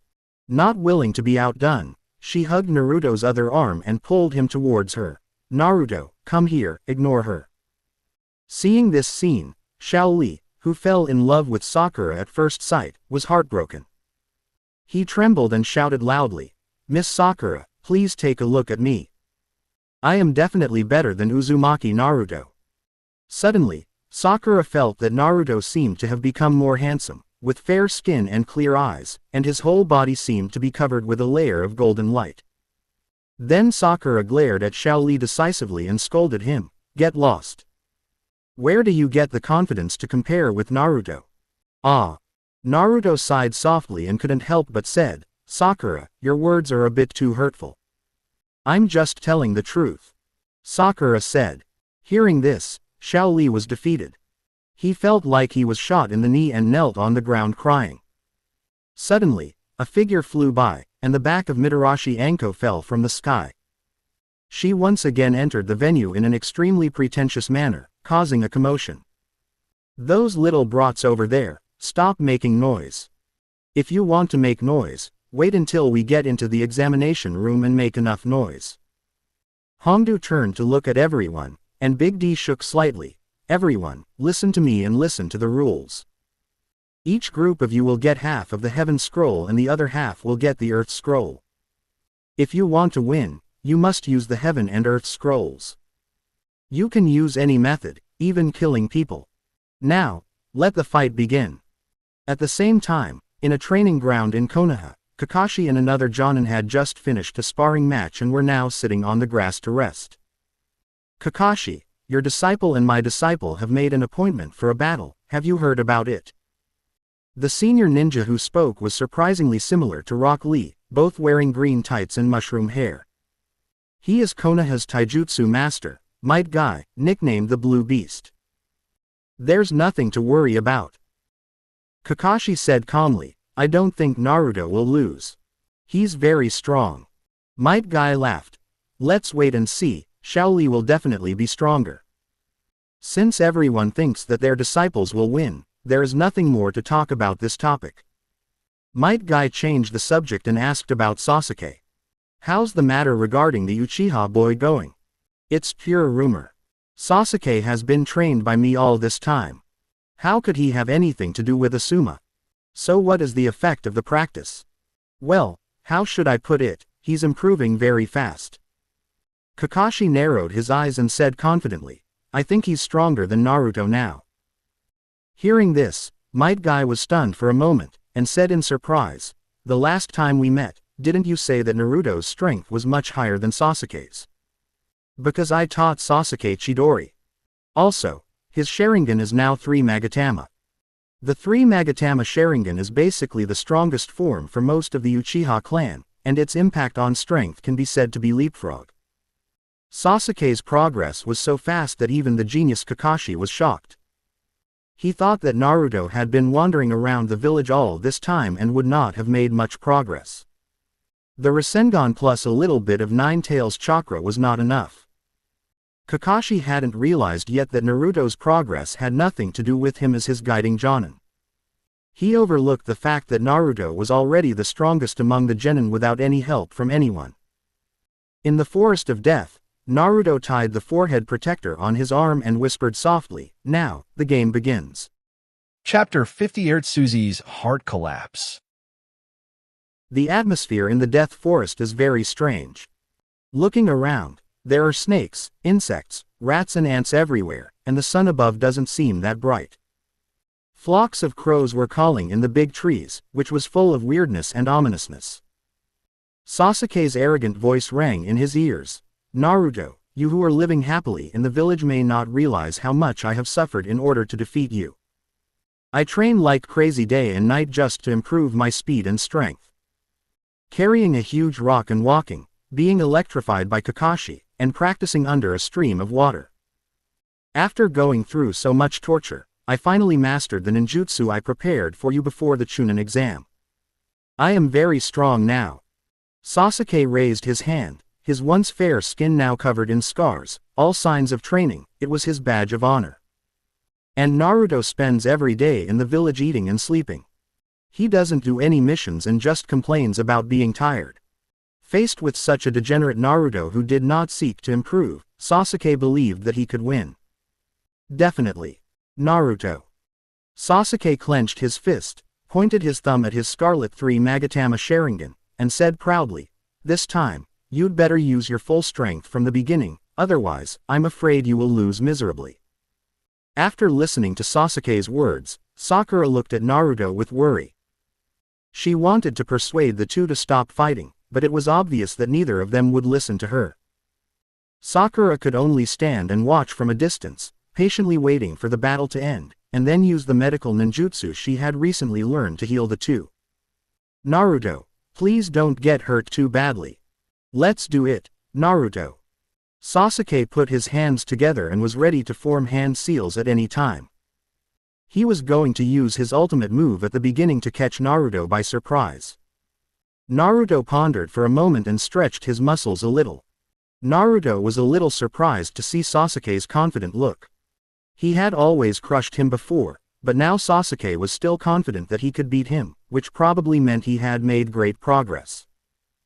Originally, I chose to fight Sasuke first because I wanted to finish the fight quickly and get away from him, to avoid Orochimaru coming to me at any time.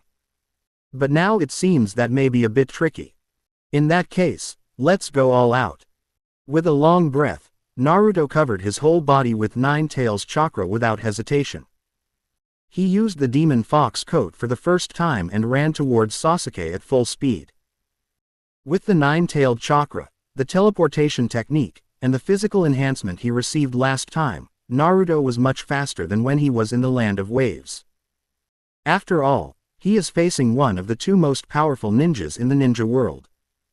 He has practiced very hard, so he must naturally do his best and give him due respect. So fast. The speed was so fast that Sasuke didn't even have time to say anything before Naruto flashed in front of him in an instant. Sasuke's pupils shrank, and he quickly formed a seal and shouted, "Chidori!" There was a flash of lightning, and the first bird cry sounded, but then a blue light suddenly flashed from behind, and Naruto was already holding the Rasengan and smashing it towards Sasuke's back. All this happened so fast that before Sasuke could even swing his Chidori, everything went black. When Sasuke woke up again, he was lying on the ground, his head aching slightly, and his back seemed to have been severely injured and the pain was unbearable. Glancing sideways, he saw Sakura using medical ninjutsu on him. "Sakura, where's Naruto?" "Naruto said he was going to find other challengers and asked me to stay here to heal you. He will be back later." Sakura smiled lightly and seemed to be in a good mood. Sakura was originally very worried after hearing Sasuke's boastful words, but was defeated by Naruto in an instant. She didn't even understand how Sasuke lost. She worried for nothing. I glanced at Sasuke and thought. I didn't expect that the Sasuke I liked before is such a braggart. "Sasuke, don't challenge Naruto for no reason. You can't beat him, and you're hurting the team spirit of our class." When Sasuke heard this, he recalled the previous battle between him and Naruto in his mind. His Sharingan actually captured Naruto's body movements, but only his eyes captured it. His body's speed could not keep up at all. How could this be? How could this be? Sasuke's heart trembled. He practiced so hard just to defeat Naruto. In the end, it was of no use. The ending was exactly the same. The first two times he was defeated by one blow, and this time he was also defeated by one blow. He put in so much sweat and effort, but in the end he couldn't get Naruto's second attack. For a moment, Sasuke felt as if a 1,000-pound rock was on his back. Naruto was that rock. No matter how hard he tried, he could never defeat him. How can I repair this? Regardless of the injuries on his body, Sasuke pounded the ground violently. He began to doubt himself. Is it that Naruto is too powerful, or is it that I am too weak? As a weak person like me, when will I be able to kill Uchiha Itachi to avenge my parents? Can I really do this? Sakura was speechless. It wasn't the first time she lost to Naruto, so why was he getting so angry? Why didn't she realize that Sasuke was so childish before? Forget it, no matter whether he makes a fuss or not. Just before Naruto left, he told Sakura to heal Sasuke and then hide away by himself and stay away from Sasuke. Sakura was overjoyed. She thought this was a domineering statement from Naruto, not allowing her to get close to other boys. Sakura hummed a tune happily. She planned to find some topic to calm Sasuke down so that he wouldn't go crazy on the spot. Sasuke, have you ever met Asuma-sensei? Sakura asked. I've seen him, but I'm not familiar with him. Sasuke's voice was a little hoarse. That's really strange. Why are there rumors about your affair with him everywhere now? Sakura said blankly. Southwest of the Death Forest. Naruto looked around for traces of the other challengers, feeling somewhat bored. You're pretty good at hiding. Where did you go? It was probably because the rules that Red Bean talked about before were too scary, which scared them all and made them hide somewhere. However, with Gaara's arrogant personality, he probably wouldn't hide. It was even possible that while Naruto was looking for him, he was also looking for Naruto. Naruto yawned out of boredom and continued to wander around. Now he had already defeated Sasuke, and there were only 3 left. He had to finish them quickly so he could have a rest. I don't know when Orochimaru will go find Sasuke. Naruto thought. If he was teaching Sasuke, Sasuke probably wouldn't be so lame. Following Kakashi, he learned nothing except pretending to be cool. Thinking of this, Naruto couldn't help but sigh. He just thought Sasuke was so capable and was fully prepared to deal with it, but this is the result. It's really boring. Suddenly, 2 shurikens pierced the tree trunk in front of Naruto, and a female ninja with a sand ninja forehead protector appeared in Naruto's sight. The female ninja took out a kunai from her ninja tool bag and played with it. Little boy, hand over your scroll to me, otherwise, I will kill you. Looking at the kunoichi, Naruto fell into deep thought. Her plump and beautiful figure was wrapped in a bold fishnet dress, and a pair of well-proportioned, snow-white long legs suddenly appeared in the air. Naruto was sure he didn't recognize this face, as he had never seen it before, but the way he was dressed looked very much like someone. But if it was really her, why would she come to the Forest of Death to block Naruto? Naruto couldn't quite understand the train of thought of this crazy woman.